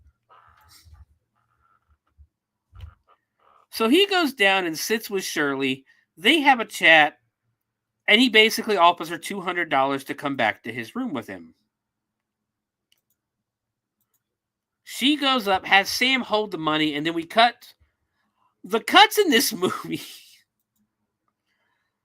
are kind of weird. Mm-hmm. Like they're just immediate, like shut the camera off, get to the scene, turn the camera back on. Like the editing is terrible. So they get to his apartment. He offers her a glass of wine. She's kind of like, dude, I just want to get this shit done and over with. So basically he brings her into this room. And again, the amount of red flags in this room. This is clearly a dungeon. Uh-huh. With a table right in the middle of it. He tells her to strip her clothes down and to, jump on the table. So, this has been a tradition of mine on here because it's kind of what Mr. Skin does. And in the honor of Mr. Skin, at 6 minutes and about 5 seconds, we get our first shot of boobs. But we don't only get boobs. Everything. That's right. We get the triple Bs according to Mr. Skin. Boobs, butt, and bush. And it is the 70s and the bush is there. This girl just hops up on the table. Behold my glory, and lays down. All of a sudden, the curtains get pulled back, and there's John Nell dressed. Oh, she hasn't gotten to the table yet. I'm sorry. Dressed in what looks like some kind of outfit made out of hotel towels. Probably was. Yeah. Wearing an Aztec mask. And this dude is clearly holding a dagger with a spearhead. He tells her to get on the table, and she just, oh yeah, okay, no problem. Not, motherfucker, were you just holding a knife? So he has her get on the table, tells her to lie down, and starts rubbing this oil on her, which she clearly enjoys, which I had a feeling that was going to be something enjoyable. Who doesn't like a nice massage with oils? But as he's doing this, he starts tying her feet up.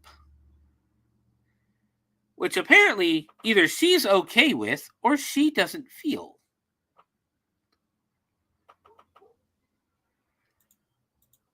Then he starts tying her hands up. So she is completely now tied to this thing by all her appendages are tied. He rubs a little more oil on her, and then he says it's time to start the ritual. But it's funny because when he rubs the oil on her, it's clearly a fake torso because they do a close-up, and you can tell it's a fake torso. Oh, yeah. But they do try to change it as you go through the film so it matches. Kind of. This first one really didn't. That's kind of how I figured. So I'm like, wait a minute, that don't look like the size of her breasts. No. But it's fine, it's whatever. We know why it's there. So he keeps rubbing her up, which is getting kind of creepy at this point. And he turns to look at this almost like a totem statue, kind of. We find out later that it's an old Aztec god that he's praying to. She asks him what he's doing, and he goes, "Oh, I'm going to sacrifice you." And she's just like, "Wait, what?" So he grabs his dagger, and the first thing he does is he takes his ring and cuts her right on her left breast. He tells her she starts screaming. He tells her to scream all she wants. The room is soundproof. He lays the dagger on her torso, her body, goes to her hand and says, "The hand that accepted the money for your evil," and stabs her in the hand.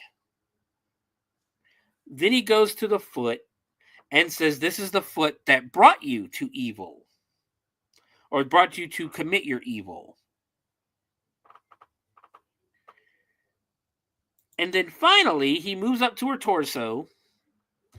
We of course get the close up of the fake torso. And he says, I missed what he said. Hold on. I believe he says this is the instrument that you use for your evil. I'm sorry, for the part of you use for your evil. And he basically cuts out her woman parts. Yes. I believe it's either her uterus or her ovary. One or the other. It's supposed to look like it is, but it's all wrong. But we know what he's really going for, even though it's coming out of the stomach, not the pelvic area. Yeah. No, I'm just saying where he's reaching and how little he's doing to cut through. That's 7 layers, man. Look, we only got an hour and a half in this movie, okay? I know. It's got to go quick. I understand. It's just one of those. Really? Yeah, it's just a little bit, just a book. It's the 1970s. Encyclopedias are readily available. So he holds it up to the god. She's dead. Like, she's automatically dead. We then cut to the next morning, the police finding her body and loading it up into a coroner, which is a pickup truck painted light blue and white. But what made me laugh was we cut over to the left. There's no police car or anything. There's literally just one of those meter maid scooters. Yes. Like, if you found a dead body, there should be at least 3 police cars. But they just found on a railroad track. They're like, nah, fuck that. Send a meter maid mobile. I had to chuckle at that one. Dude, and there's only like 3 cops. It wasn't even 3. It was 2, and then the paramedic. Yeah. Well, there's only like 3 people, and it's like, what the flying? What? It's like they were just like, yeah, get it off. Just get it off the freaking railroad tracks. We got trains to bring through here. But then again, it's like I don't really joke around, but it's one of the things that when you're listening to like some of these serial killer podcasts and that kill prostitutes and that, you always hear the, like, after a couple of hookers get killed, the police force essentially just go, it's just hookers. Uh-huh. Like every time. So it's kind of like what they're doing. It's like it's just a hooker. Do we really need the whole police force for a hooker? No, it's a dead body. How about we have it for the dead body? So they load her up. And we just cut inside. Again, the editing and the cuts are ridiculous. We cut into the office of, well, that's not the chief. I believe that is the, hold on.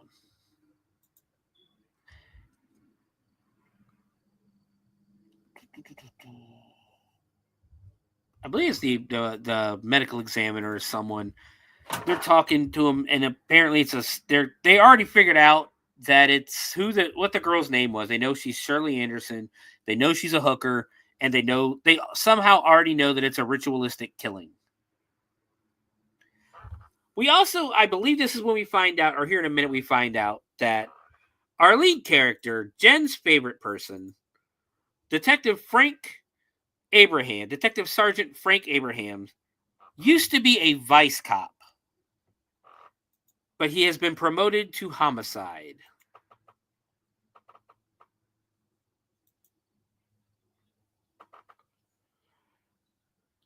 Yes. So they say he's got one heck of an attitude. Oh yeah, he doesn't. He gives two shits. You're lucky if he gives two. I don't even think he gives one. But he does have, like I've said before, he has an epic mustache. He has a very epic John Holmes style porn mustache. Oh yeah. So they basically keep talking. Has this anything like that? Saying, has anything like this happened in New Orleans before? No, but we've also locked in an Interpol and the FBI in on this too. And I just kept waiting for someone to go, hey, there was this one guy in London back in the 1800s who did the same fucking thing. And once again, it was two prostitutes. So they just keep going back and forth about, the rituals and that. There's really nothing adds to the movie. We then cut to the bar from earlier where both police detectives show up. And Jen's buddy wants to talk to Sam, the barman. And Sam, the barman's like, nope, fuck that, you're vice. But then he gets informed that Abraham has been promoted to homicide. So they're trying to talk, this is the last place she was seen alive. And they want to, they asked if Sam knew who she went home with. He said he didn't get a chance to look at him. But there's two girls that did, Sherry and her friend. He also hands good old Abraham the money he was holding for Shirley. And what does your buddy do, Jen? He pockets it.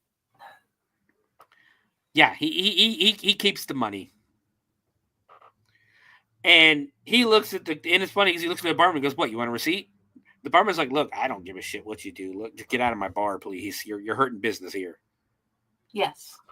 Like, everybody knows that you used to be a vice cop because you were kind of a dick.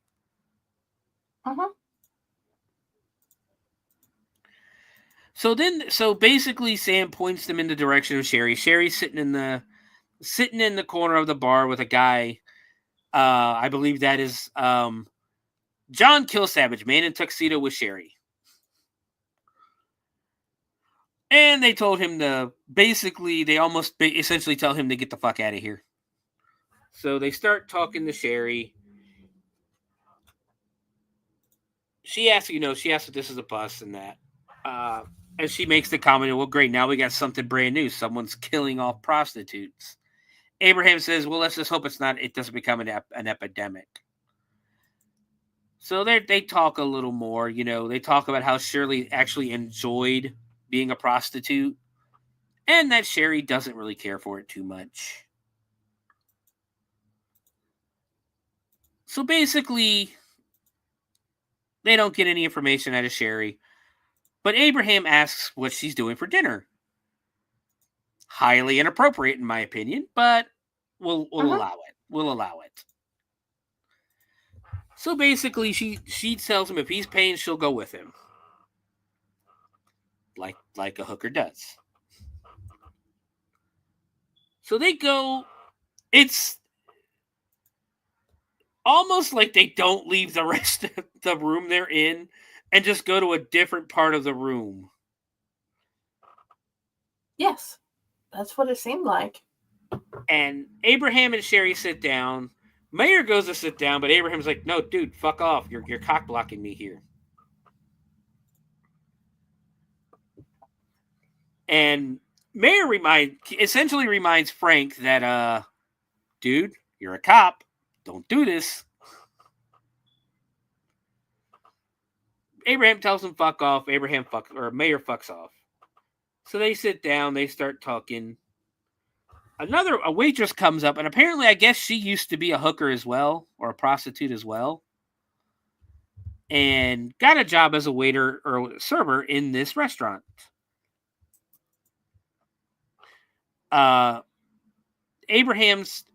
Detective Abrahams offers, says, hey, why don't we start dinner with a drink, then we'll decide what we want. Old girl goes and orders probably one of the most expensive champagne or wines on the menu. And he goes, nope, just bring us this, she orders, I can't even pronounce it, but it's like a 1970 vintage. And he just goes, nope, just bring us Blue Nun. I'm assuming Blue Nun is pretty cheap. Yes. But he does get the waitress to chill the glasses for them.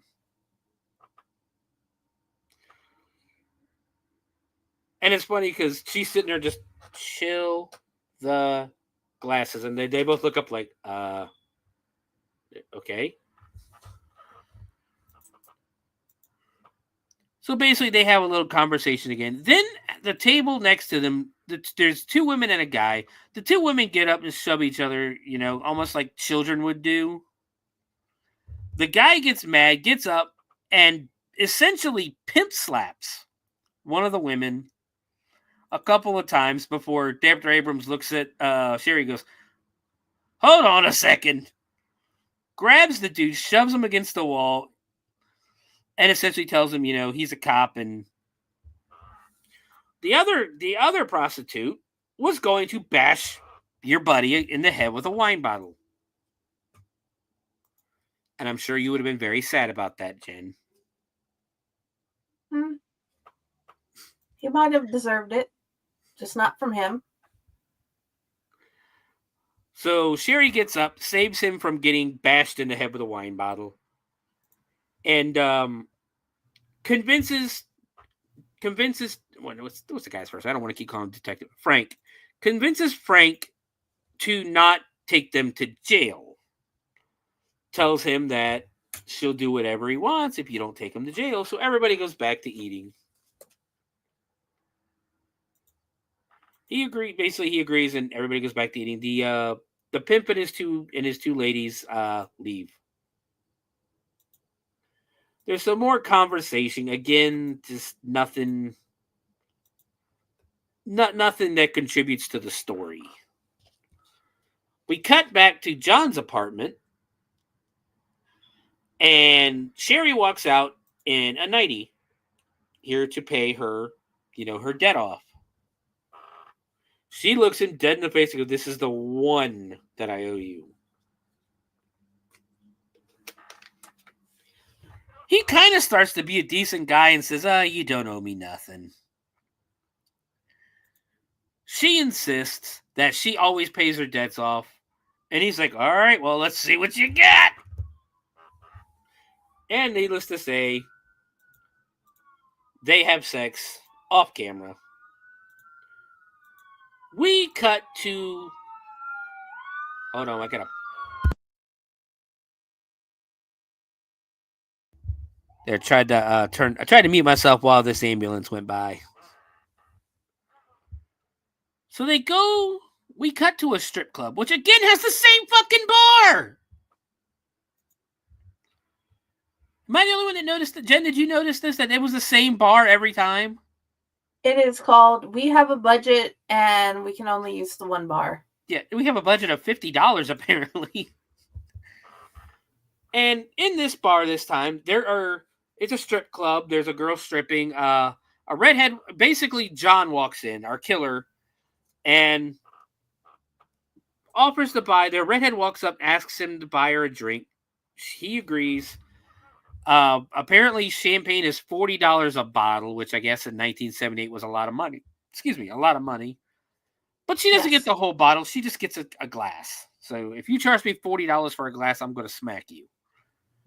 Yes. They do a cheers, and then he starts off with who is the most evil girl in the building. And she tells her about this. She tells him about this girl in the back. She's a featured attraction, and that she's very expensive. He asks about, how expensive. She tells him, well, I've never been really good at arithmetic, but I'll send her over to you. So she walks backstage where this woman's getting ready, who immediately calls her a bitch. These two obviously kind of don't like each other. So either the girl who went to fetch her set this girl up because of the many, many, many red flags with this guy, or she really is doing her a favor by calling her the most evil girl in the room. She also wants a 10% cut. So now we cut back to the club. A new girl is on stage dancing. We see the evil girl. We don't get a name. Walks out. Just basically walks straight up to John and they leave. Meanwhile, the stripper is still shaking everything she has on screen for about another minute or two. Because that adds to the story. So we're back at the apartment, and it's almost the exact same scene. He turns around, locks the door, tells her she can, offers her a seat, offers her some wine. They have the wine, and she's ready to just get this shit over with, like the other one was. And they walk into the essentially sex dungeon. And again, the same thing happens. He takes his coat off. She starts stripping down. And she's basically the entire time, she's like, oh, I've seen this before. She knows, she basically says, this reminds me of Baltimore. She's tied up, or he starts tying her up, and she's perfectly fine with it. Once again, though, we get all 3 Bs. This one, though, it was the 70s. I think we got our fake boobs on this one. Yeah, they're too perky. And Yes. then when she lays down, they don't do the right movements. They just stay. Yes. So she gets tied up, and she's just like, whatever. He brings out she goes, oh, this is the part that I like. So he does the same thing. He starts rubbing her up. Kind of gropes her a few times, so hopefully she agreed to this before she got tied up, the actress. And he tells her that he's going to go prepare, leaves her there.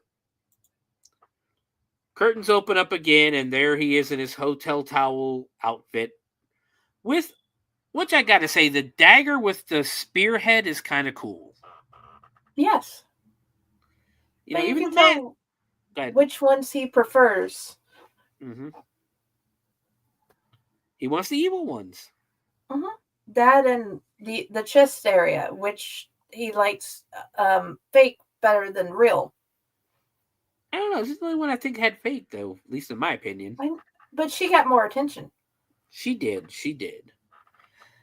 So he does the same thing. He cuts her, he uses his ring to cut on her boob real quick, lays the dagger on her, picks it, but, does a couple of hand waves or whatever, like he's doing a ritual, picks it up again and stabs her in the hand, saying, this is the hand that accepted the cash to do the evil. Walks down to her foot, cuts the foot, because that's what brought her to the evil, and then, again, cuts out her uterus. We get a few more close-ups of this girl, though, than we did the other girl, as he's killing her. Although it is, again, painfully obvious it's a fake torso. Cuts the same way, pulls pretty much the same organ out, and goes about his day. So, Jen, 2 kills in the movie. What are you thinking of the kills? Well, for a ritualistic murder, it's not half bad. Anatomy-wise, it sucks. Yes. And this one's not still breathing at the end like the other one was. As he probably should have. She shouldn't have been, though. But we're gonna forgive that because, like I said, they probably had like a $50 budget or something. There is no budget. There is no budget on the IMDb page. So we keep going. We're back in the bedroom with Frank and Sherry. They talk. Now we get the typical 80s, 70s or 80s falling in love montage with them walking up and down the street, jaywalking, by the way, petting the horse, petting dogs. It's the basically stereotypical, laughable, where they do the fake laugh, and she pretends to feed him something and she pulls it away, and all that kind of stuff, because that shit happens in real life. They finally ends with them sitting on the side of the dock and waving at people on a riverboat who are probably on the riverboat going, the fuck are these people? Why is she waving at us? Because those people are clearly just tourists. Mm-hmm. So after the montage, we go in, we go back to the police station, and dude is complaining about all the time he's spending with Sherry. Saying something about she's talking about having kids and moving in and da-da-da-da. And he says, I don't want to get married, especially to no damn prostitute. It's like, dude! Why would you just show us this whole falling in love montage and then he's sitting there going, yeah, she's still a fucking hooker. To show how big of a dick he is. Well, come on, Jen. I thought he was your friend. Dude, so you have the tendency to be a dick at times too, but at least you don't call me horrible names. I don't call my wife horrible names. I would never do that to people. Like, I'm an asshole, don't get me wrong. Even in character, I don't do that. See? Like, if somebody says I'm fat, I'm just like, well, your hair looks stupid. So now, while they're doing all this, I believe they found the second body, and the chief is like losing his shit, yelling at them because they haven't found the murder of the one hooker they knew about. So now, here's the second hooker's dead. That basically a bunch of people are on his ass. Hold on. Basically, the brass down at City Hall, every two-bit politician, the Hotel Association, are calling him, and they're saying that they have to stop the bad publicity about the killings, or you'll ruin Mardi Gras and cost us a lot of business. We are 37 minutes into this movie, 37 minutes and 55 seconds, and this is the first mention of New Orleans or Mardi Gras. Like, your whole movie is about Mardi Gras. Why is that not a theme? That is a question.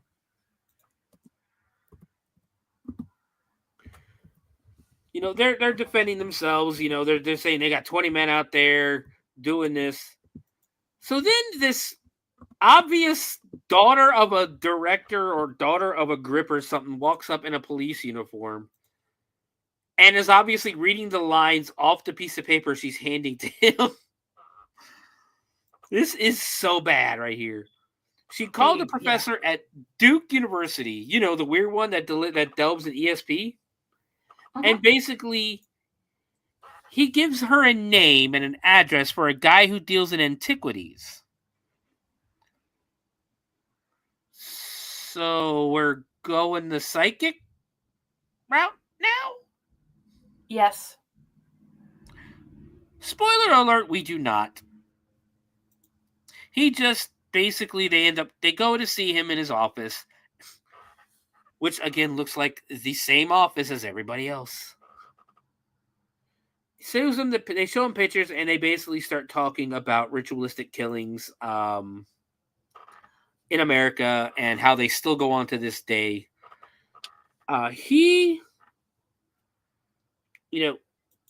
Your buddy asks about, why they do this, and the doctor tells them that the sacrifice is to establish a link between the world of reality, our world, and the world we don't understand.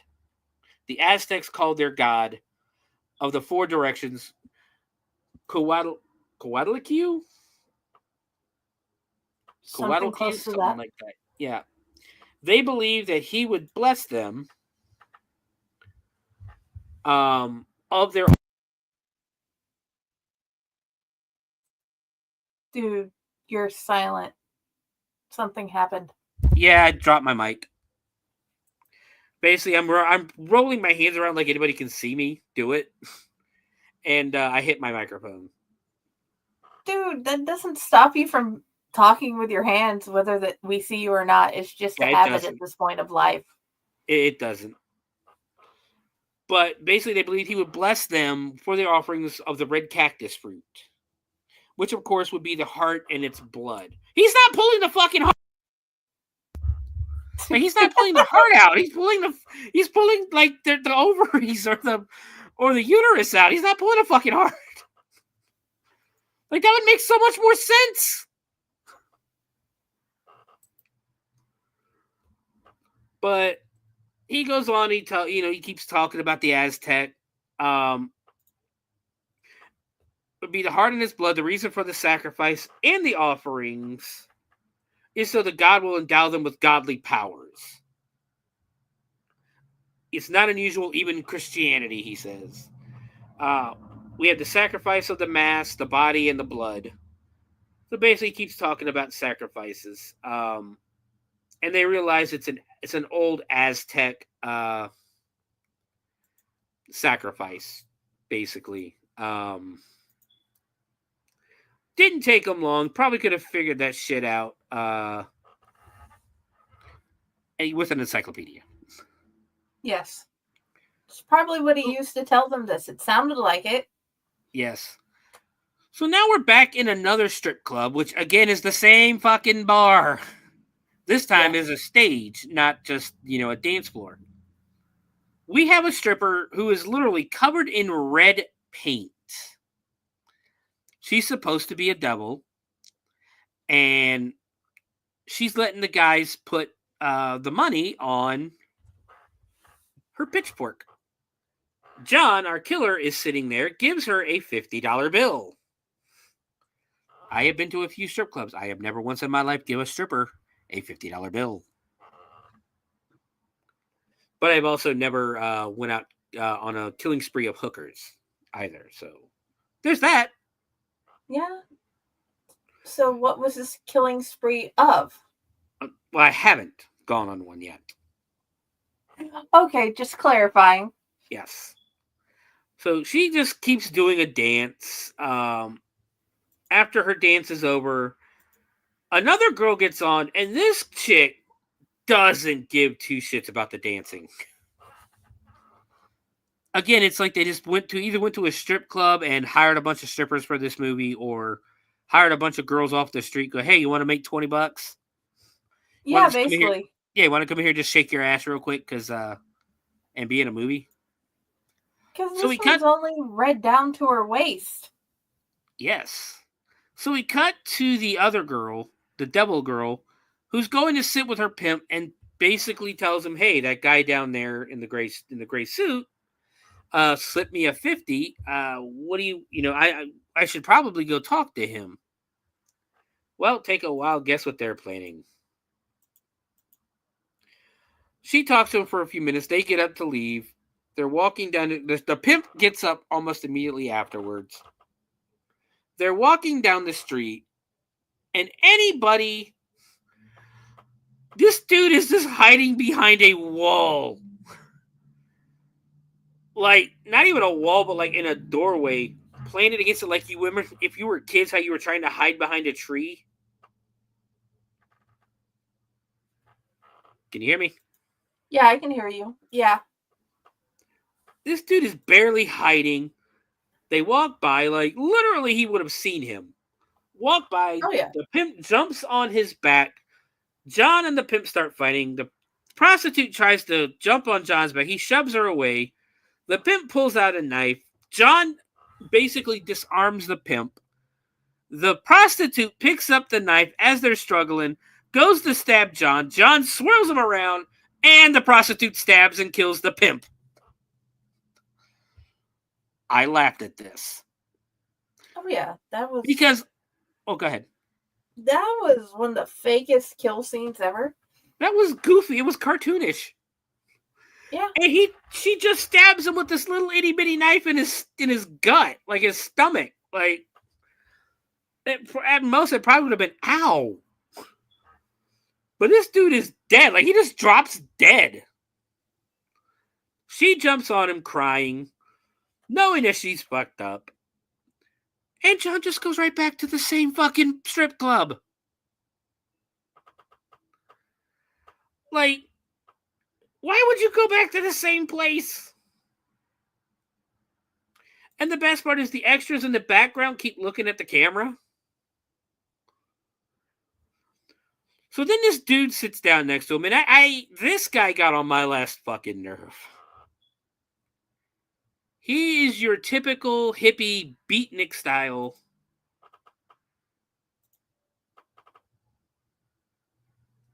What the hell? Don't know what that was, but we'll delete that. Somebody doesn't understand we don't do politics on here. Oh, I was looking at the movie with you, but yeah. Yeah, don't look at that. I've already deleted the comment. We don't do that shit on here. Morgan Lorang, who's given us an angry face on Facebook for some reason, basically was wanted to come on and say nasty things about Trump, which we are not going to allow. We don't allow politics on this podcast. Whether you like him, whether you hate him, it doesn't really matter. We're not going to allow. I don't think we don't do it on the whole network, correct? We don't talk about politics, and if we talk about religion, it is specific to the piece of work we're talking about. Like the movie, a thing, he's doing sacrifices for his religion. Yes. It works in this instance. So, Morgan, you can go fuck yourself. Exactly. So this annoying ass dude shows up. He's like the beatnik hippie style. Sits next to him and starts basically rhyming how he wants him to buy a chick. I think he's trying to pimp is what he's trying to do. You can tell John is getting annoyed with him too. He tells me he wants a chick, and like literally his response to that is I'm the fish. What is your wish? John tells him, I'm looking for something particular. And he keeps bebopping as he's doing this. He says, specialty, I'm the one for you. You're the one for me. And just annoying the shit out of me, basically. Yeah, and it goes on like he's trying to get as much money as he can out of the guy. He gets about $250, I'd say, or $300 out of him. And he's still trying to get more, and John goes to take the money. The guy's like, okay, that's enough for me now. Like I think his line was literally like, that's not nice, we'll make the price. We'll make that the price. So the guy goes and finds this very young chick. Well, she's supposed to be young. But in reality, because it's the 70s, she looks like she's in her 30s almost. But I think in reality, we'll talk about that here in a minute. So he takes the girl home. He does the whole guest thing, home, what do you call it? Hospitality thing. Ask her if she needs anything, and she's like, yeah, I could use some food. I haven't eaten all day. So he goes and he orders her some Chinese food.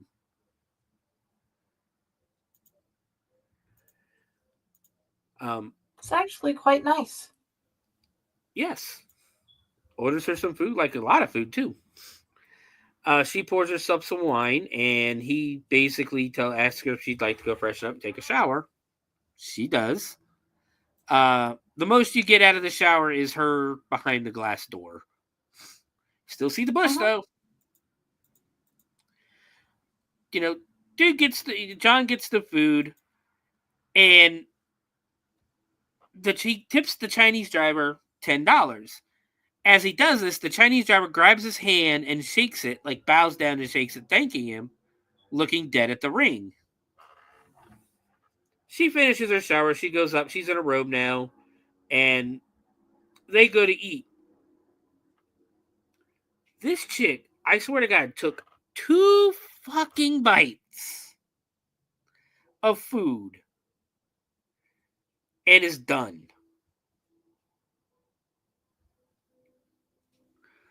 Like, she didn't eat much, or they were really trying to skip ahead. They were trying to skip ahead because Chinese food, we don't waste that. No, God, no. We got a place up the street that I like going to get me and the kid like his after school snack, because he eats lunch at like 10 o'clock in the morning. So there's a place up the street that has this $8.50 lunch special where you could get like it'll be General Tso's chicken or some orange chicken, some fried rice. They use pork fried rice. They don't use chicken. And some you get 3 pieces of broccoli with it and an egg roll for $8.50. Ooh. So that is one of our favorite places to go for his after school snacks sometimes. That rocks. They have this Asian inspired restaurant here that is rather new. That's actually really good. We just tried it for the first time for a lunch date. And I really enjoyed their beef and broccoli and their I think it's their chicken fried rice. Something fried rice. Yeah, that's we have, like, the girlfriend likes to go to or the wife. The reason I keep calling her wife or girlfriend is because in my mind she's my wife. We've been together we're getting ready to go on 11 years. It's common law by now. Not in Ohio. We don't have that in Ohio. It is. Yeah, in Virginia it's 7 years. But we're not legally married. Just to get everybody I don't have a girlfriend and a wife. I just have her. Because I know it gets confusing sometimes because I say both. But when I say both, I do mean her both times. Oh yeah, we love the Jen. Yes, we have never legally gotten married. We do not plan to ever legally get married, but I don't see either one of us going anywhere anytime soon. Nope. So, but back to the movie. They're done. He brings her into the sacrificial room. And he kind of seems like he's regretting this right now. Like he doesn't want to do this with her. She's too good for him. Yes. So she starts to do this really, honestly, a really nice dance. It is. I'm not gonna lie. It is kind of hot. She does a really good job of it. That's why her last name is Dancer. She's done dancing, and you can see he's looking at her a lot differently than he did the previous two. So he basically tells her she's very beautiful. After she's done dancing with him, but then he asks how old she is. Jen, how old is this girl? I think she was like 18, 19 years old. She is 19. He freaks out a little bit. And he's like, nope, get the fuck out. Get out. Like, he either can't do it because he actually cares for this girl, or I'm leaning more towards that she's 19 and age has something to do with it. She's getting mad, she's telling him, you paid good money for me. If you want to try something different, da-da-da-da-da. And it's like, lady, just leave. He's already paid. Leave. She refuses to leave, and now you're gonna regret it. Yes. She removes her panties. He tells her, get up on the bed and lie down. So guess what time? And he starts tying her up. And he's like doing this roughly and quickly this time. More of the Triple B. Uh-huh. And this one doesn't have very much bush. Make sure he rubs his hand over it too. That's kind of, that was kind of weird. And it's time for him to go change into his hotel towel outfit with the oil. He brings the oil in. Again, he's doing the exact same stuff to each girl, which, I mean, that's consistency. I'll give the movie that. It's consistent to where he does the same ritual to every girl in the same manner with the same words. Pours the oil on her, starts to massage her. Of course, she enjoys this. Raises his hand and walks over to get his dagger. She starts freaking out and it's like, you want to leave now? You had a chance 10 minutes ago, but no. Cuts her breast with his ring. Does the hand thing, but she fights a little bit. Like, he has to fight her hand open. Goes to the foot, has to fight with the foot a little bit before he does the foot thing. And finally cuts out her uterus. This girl did a really good job. I'm kind of shocked she didn't do much after this because, like, she did a really good job. Oh, yeah. She's probably one of the better actors in the movie. Definitely. So he's killed her. So this is victim number 3. Killed all 3 the exact same way with the exact same weapon in the exact same room. We now cut to Sherry and Frank in the apartment again. And Sherry's on the phone with somebody and can't believe what she's hearing. Frank asks who it was. She's not answering him. He asks her what's the matter, and she immediately goes, you took Shirley's money. Well, then who the fuck were you on the phone with? Like, there's only one person she could have been on the phone with because there's only one person who knows he took the money.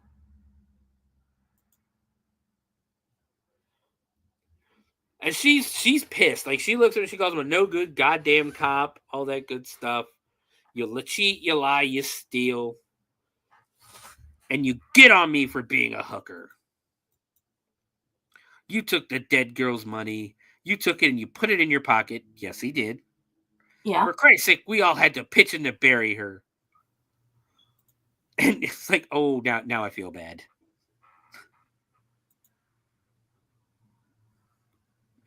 And all he does is being his dickhead self. Literally looks at her and goes, at least I'm not $100 a night hooker, a goddamn whore. And it's like, damn, this is your first fight and that you're already going there? Yes. Told you he took dick to a new level. Yes, like, she calls him a pig. Basically, she tells him that he ain't worth $100 a night. If you were a broad, you'd be lucky to turn a $2 black trick. And I'm just like, whoa. I hope they don't mean the race right there, because this is 1978, and that's not okay in 1978. Not that it's okay now, but. And what does he do in response? He just stands there. And as she walks out. He slaps the shit out of her. Oh, that part. I forgot about that part. He, like, pimp slaps this chick. It's like, dude, you're a cop. You're not supposed to know how to do that. No. But it's an ingrained skill. Yeah. Right across the face. Once backhand, once across. He tries to apologize to her, and she's like, no, fuck this. I'm leaving. She calls him a buster, which I had to laugh at because I ain't never heard anybody call anybody a buster in years. No, not in a long time. So she goes, basically cut to a bar with a bunch of people dancing and a guy who is dressed like a fucking minion in 1978. I'm talking, he's got the blue overalls and a yellow shirt. I had to laugh at that because it's like, yeah. And it's funny because at the bar, somehow she doesn't see him sitting down the table from her is Frank's partner. So that we get more dancing. She's drinking, she's getting drunk. She starts to feel the energy and she starts dancing on the dance floor by herself. It's disco music. It's a disco, the 1970s. Disco's not dead yet. So she's dancing. She starts dancing with this guy, with this random guy on the floor. And apparently someone saw it and didn't care for that because she gets pissed, comes onto the floor, and we have a good old-fashioned cat fight. Again, this adds nothing to the story. No. But the girls, and it's really just your, pulling hair, rolling around, slapping a little bit. Till Frank's partner goes on the dance floor, breaks up the fight, and basically walks her home arm in arm as if he's dating her. And at that point, I was like, uh-oh. This is going to cause a little bit of trouble. But the good news is he just leaves her at home to sleep it off. Meanwhile, they're bringing in the third body, which I swear to God, they're carrying her on a dolly, like a refrigerator dolly. Yeah. Because only one side has wheels. The captain comes in and starts losing his shit again because the third body's been found and tells them they need to get their asses on the street. So now we get the typical 80s detective movie montage of the two of them walking up and down the street, just going into random bars and talking to people. Clint Eastwood did it better. He did. He really did. Crappy music going on. Then we end up at this one bar with a guy in a Saints shirt, a Saints jersey. And he's talking to his buddies. And I'm trying to get there.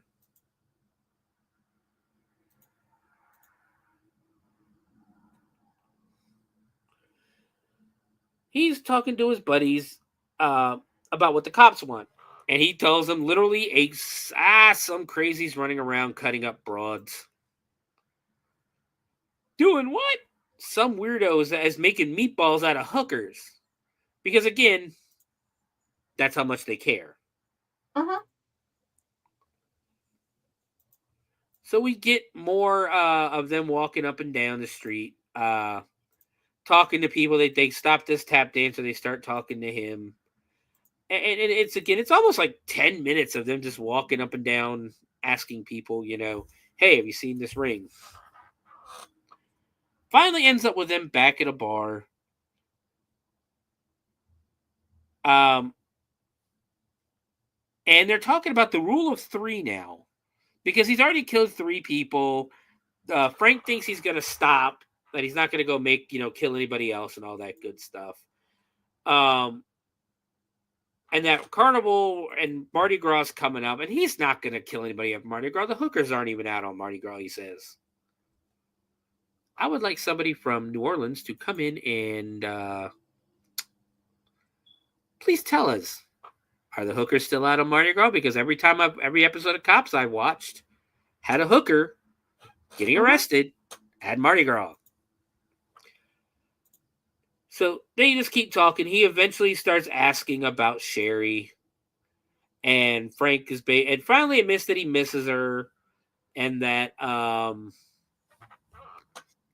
basically that he fucked up. So we go to another bar where John walks in. And again, it's the same fucking bar. He walks in, and I swear to God, I can see two of the same extras behind John. Like two of the extras from the strip club. So he starts talking to the bartender, and he wants 3 women. He wants 3 women, and the bartender tells him that you're not going to get 3 women, essentially. He goes, hookers don't work on Mardi Gras. And he tells the bartender he's willing to pay a special price. The bartender's intrigued. And he tells the bartender he's going to pay them for $300 each for the women, $50 each for him, and $500 in advance. Which, I'm not the best at math. That's only, 360. I guess it is over 500. So we're good. Yes. The math checks out. And he says all you have to do is have them here Tuesday night. We get now we get a scene. I think I wasn't paying attention to this scene or something because I don't remember this. Where he's praying to Coatlicue.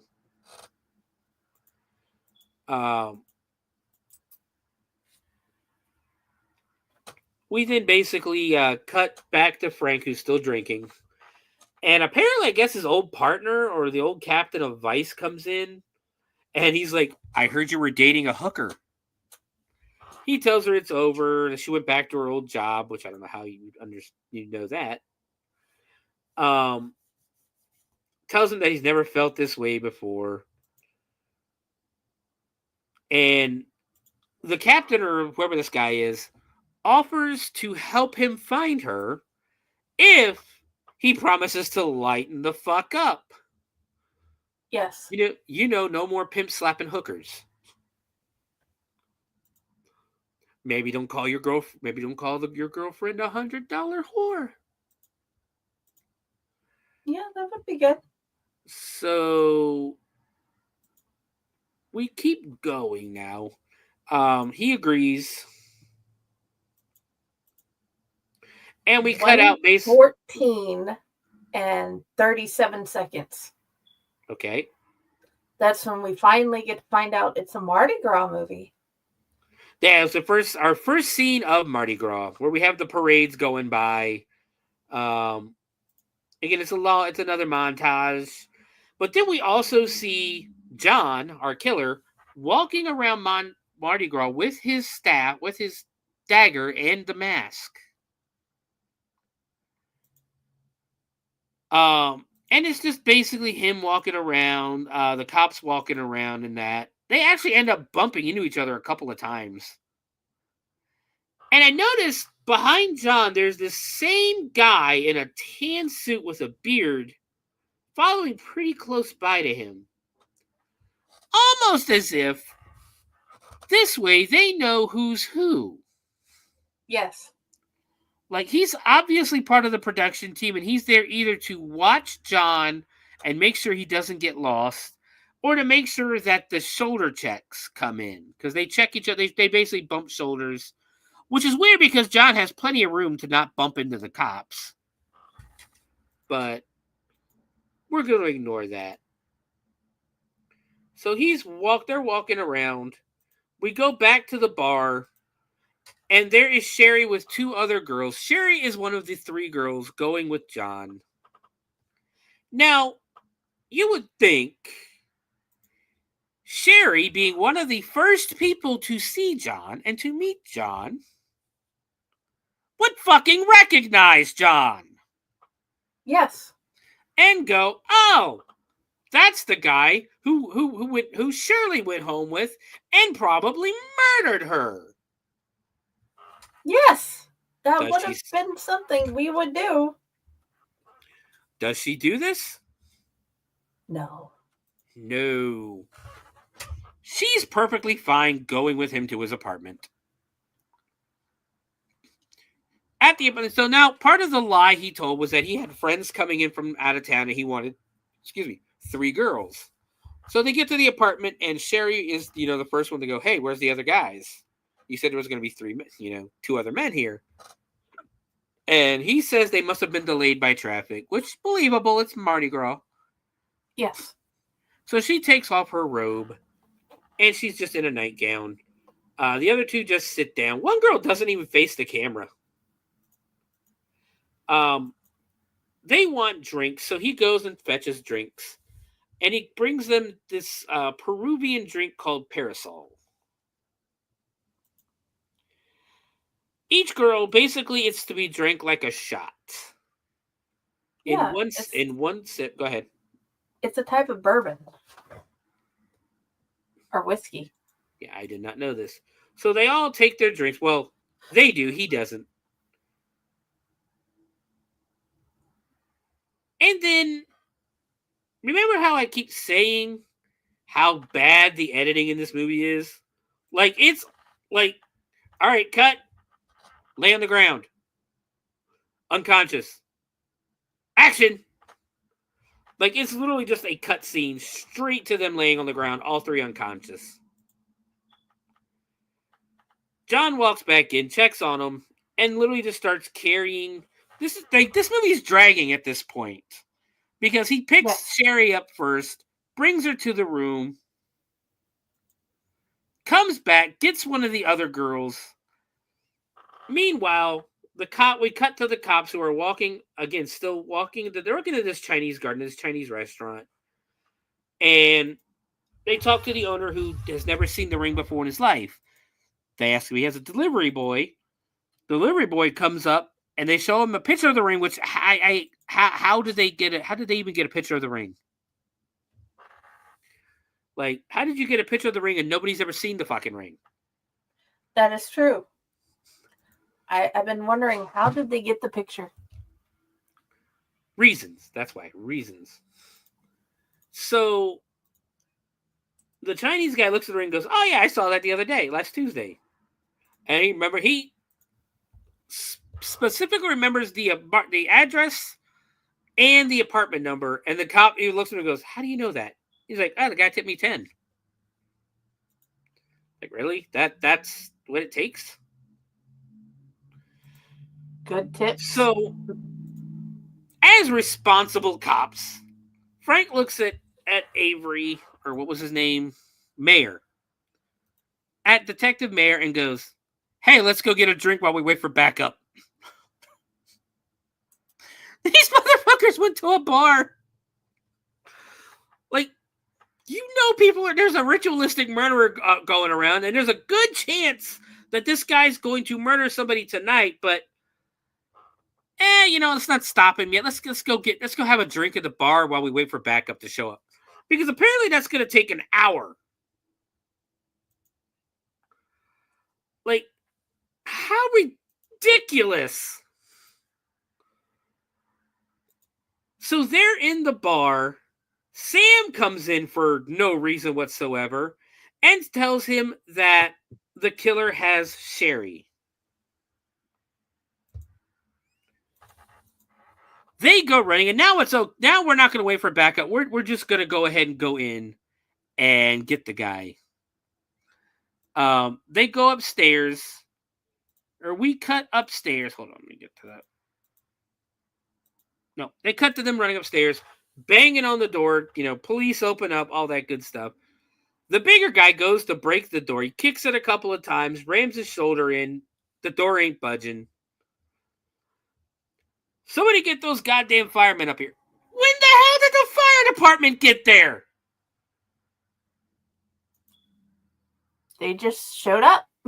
Yeah, because they're showing up, and then there's a cop out there going, yeah, here, right here.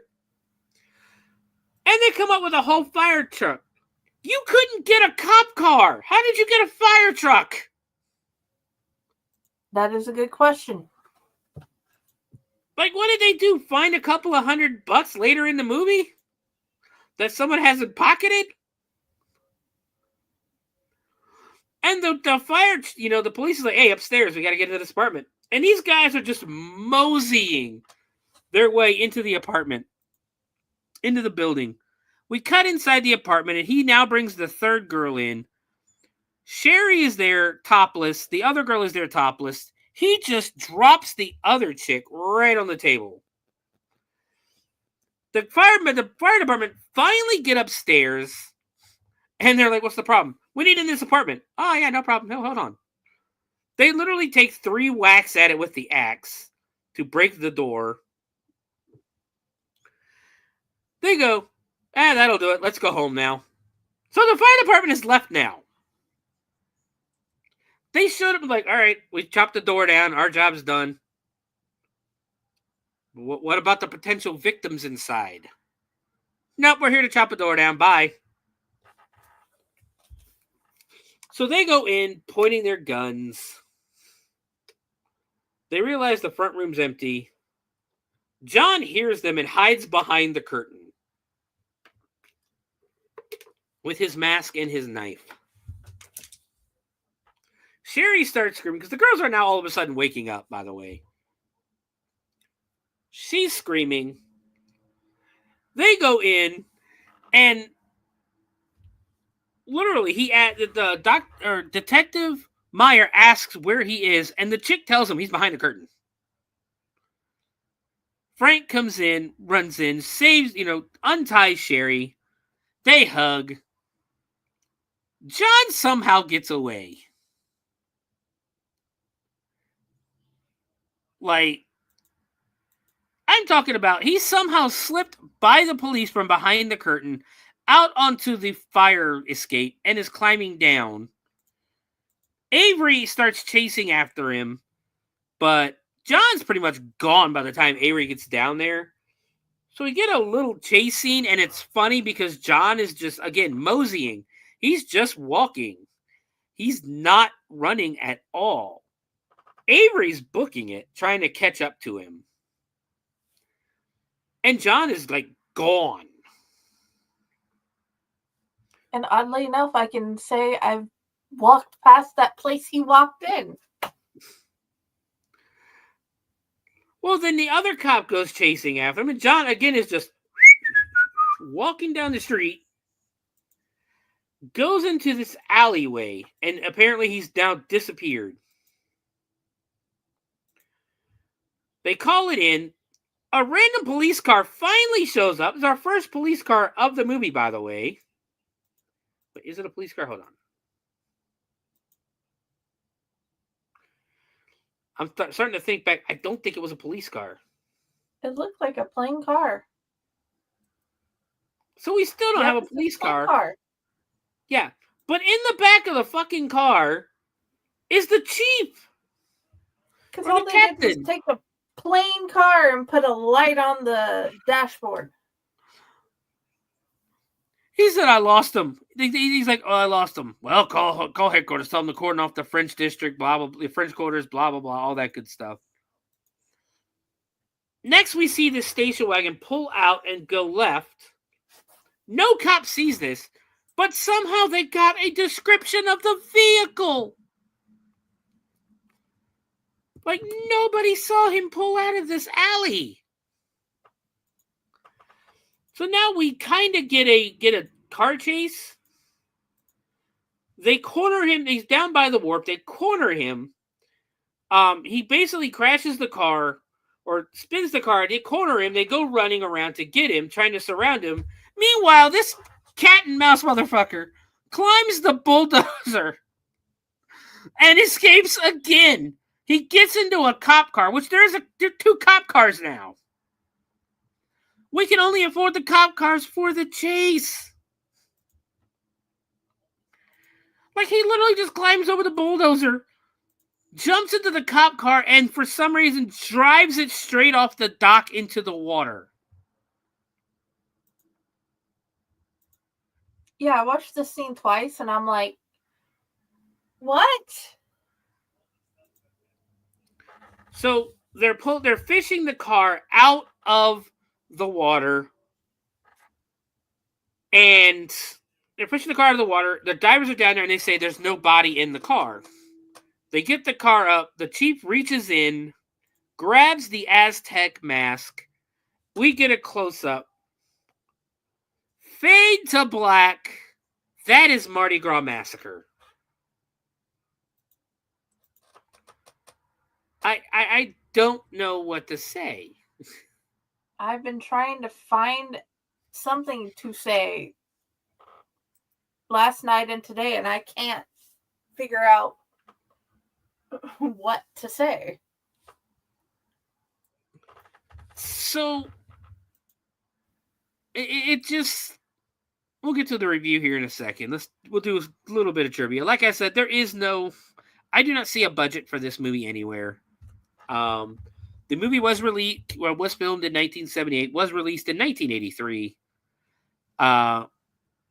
And even then, it received an X rating, so you could only go see it if you were over the age of 18.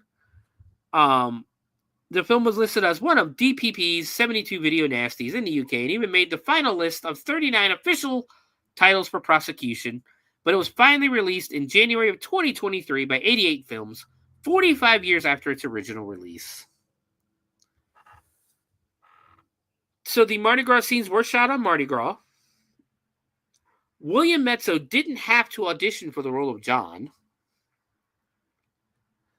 The sequences in the killer's sacrificial altar room were all filmed in a warehouse. I think the whole fucking movie was filmed in a warehouse.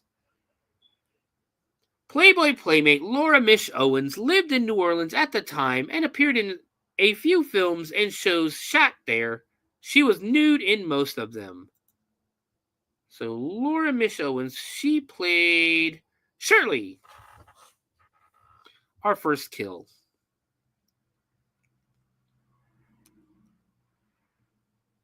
So that's really all the information we have on this. I mean, there's some goofs, but I think most of the fucking movie was a goof. And then the soundtrack is High on Love, written and performed by Dennis Coffey.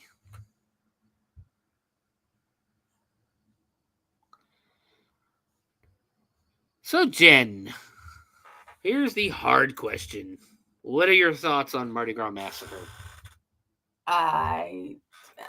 It was a movie that had a general plot that tried to stick to a plot, which gave it merit, because some of the movies recently have not had any. If you guys are watching the other show. So I would definitely, I'd probably give it a 3. I mean, that's not hateful. Because it where it ranks of, it's one of those. It's not my favorite movie, but I didn't hate it. So yeah. I can honestly say I didn't hate this movie. I would actually probably watch it again, not right now, but I'd probably watch it again later on. It's by no means a good movie. The acting is pretty terrible. The sets are repetitive, as we've said. It's just, there's so much wrong. There's so much wrong with this movie. Mm-hmm. But the positives are still positive. Like, the story was okay. The detective was kind of a douche canoe the whole movie. I think with better storytelling, this probably would have been a better movie. With better storytelling and probably a bigger budget, because I swear to God, their budget was like $200 or something, that they couldn't afford a police car except at the end chase when it got destroyed, instead of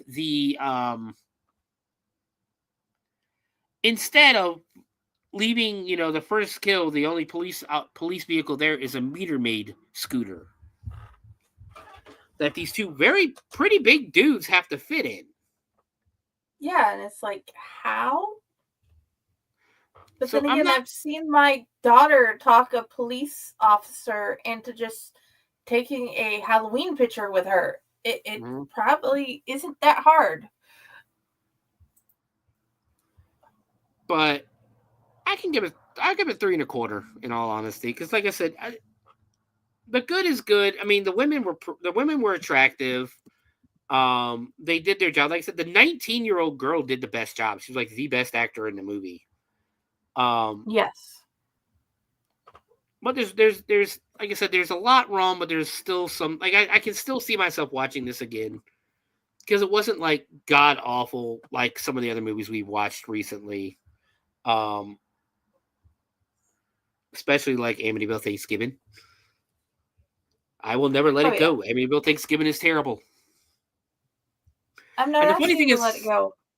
Yeah. We're just going to make sure people know to just not even try. And I'm still contemplating whether I should do the prequel this year for Thanksgiving, the Amityville Turkey Day. See if I want to do that to myself or not. But yeah, 3.25. I feel comfortable with that. Like I said, I'd watch it again. So that's gonna do it. Jen, where can we find you? I'm at Friday with the Library in the Blue Box. I'm at my author page, Jennifer Elliott. I am the ghost that's playing with your hair while you sleep. You can also find me always at Fake Horror and Owlite. And what do you got? You guys have a really good movie coming up on Monday on Tomb. Killer Clowns from Outer Space. One of my favorite. Dude, I love this movie so much. I've watched it so many times since I was a kid. Mm-hmm. And I definitely recommend checking it out. And, and tonight we have the Heaven's Lost Tales release party with Serena Mossgraves at the usual unprinted page time. That would be 8 p.m. Central, 9 p.m. Eastern. Yes. I do. Killer Clowns is one of the first horror movies I showed my youngest, and he absolutely loves that movie. I have all kind of collectibles. I have like the big popcorn and the cotton candy guns that they released a couple years ago that Spirit released. Uh-huh. Like, I have all kinds of collectibles from Killer Clowns. But you can find me everywhere at the Bloody Binge Movie Podcast, on X, on Facebook. We have a Facebook group. You can also find me on YouTube at the Bloody Binge Movie Podcast. You can also, if you missed the show or you just want an audio-only version of the show, you can find us anywhere. Spreaker uploads videos or uploads the content, including Spotify, Apple Podcasts, iHeartRadio, and many other places. Coming up this month on the Bloody Binge Movie Podcast, next week we are watching American Ninja. I've noticed all 3 movies next month I have seen before. I did not do that on purpose, but I have seen all 3 movies that we're watching next month. But we're watching American Ninja on the 4th, next Friday. On the 11th of March, we are watching, that is our St. Patty's Day episode. Actually, is it the 4th or the 7th? I think it's the 7th. The 7th is the next Friday. Next time we come to you, we will be watching American Ninja on March 7th. On the 14th, we will be celebrating St. Patrick's Day, and we will be watching Unlucky Charms. The 21st will be no show because I will be in Cincinnati at Horror Hound. And on the 28th, we celebrate Spring Break with Bikini Spring Break. Check back to any of the pages for our April movies. May movies will be coming up soon. I'm holding off a little bit because our first episode in May, Jen, will be halfway to Halloween. Oh, I look forward to that. It is May 2nd. We will be watching a Halloween-themed horror movie that weekend. Or that week. We will, and I think we'll have, I gotta think what we should do for Mother's Day. See if I can find a movie for Mother's Day that month. But that's everything coming up the rest of March. April, we have a bunch of movies. On the first week of April, that is our anniversary date coming up on the 4th of April. That will be our 1-year anniversary of the Bloody Binge Movie Podcast. And we will be, of course, go ahead. And if you cannot find a Mother's Day movie, you can always ask Jen what her favorite one is. And that could be a theme. This could be. But on the 4th, we are watching Again, one of my top 5 movies of all time. Nothing But Trouble, written and directed by Dan Aykroyd himself. But we have a lot of stuff coming up on the podcast. Like I said, next month, it's just so weird that next month, 3 movies that I've already seen, and I did not do that on purpose. But guys, we will see you next week. Be good to each other. Stop coming out here with your political shit. Morgan, I'm looking at you. And remember, keep watching horror. Keep reading horror too, please. We write a lot of it, as you saw in our beautiful commercial. See you guys next week.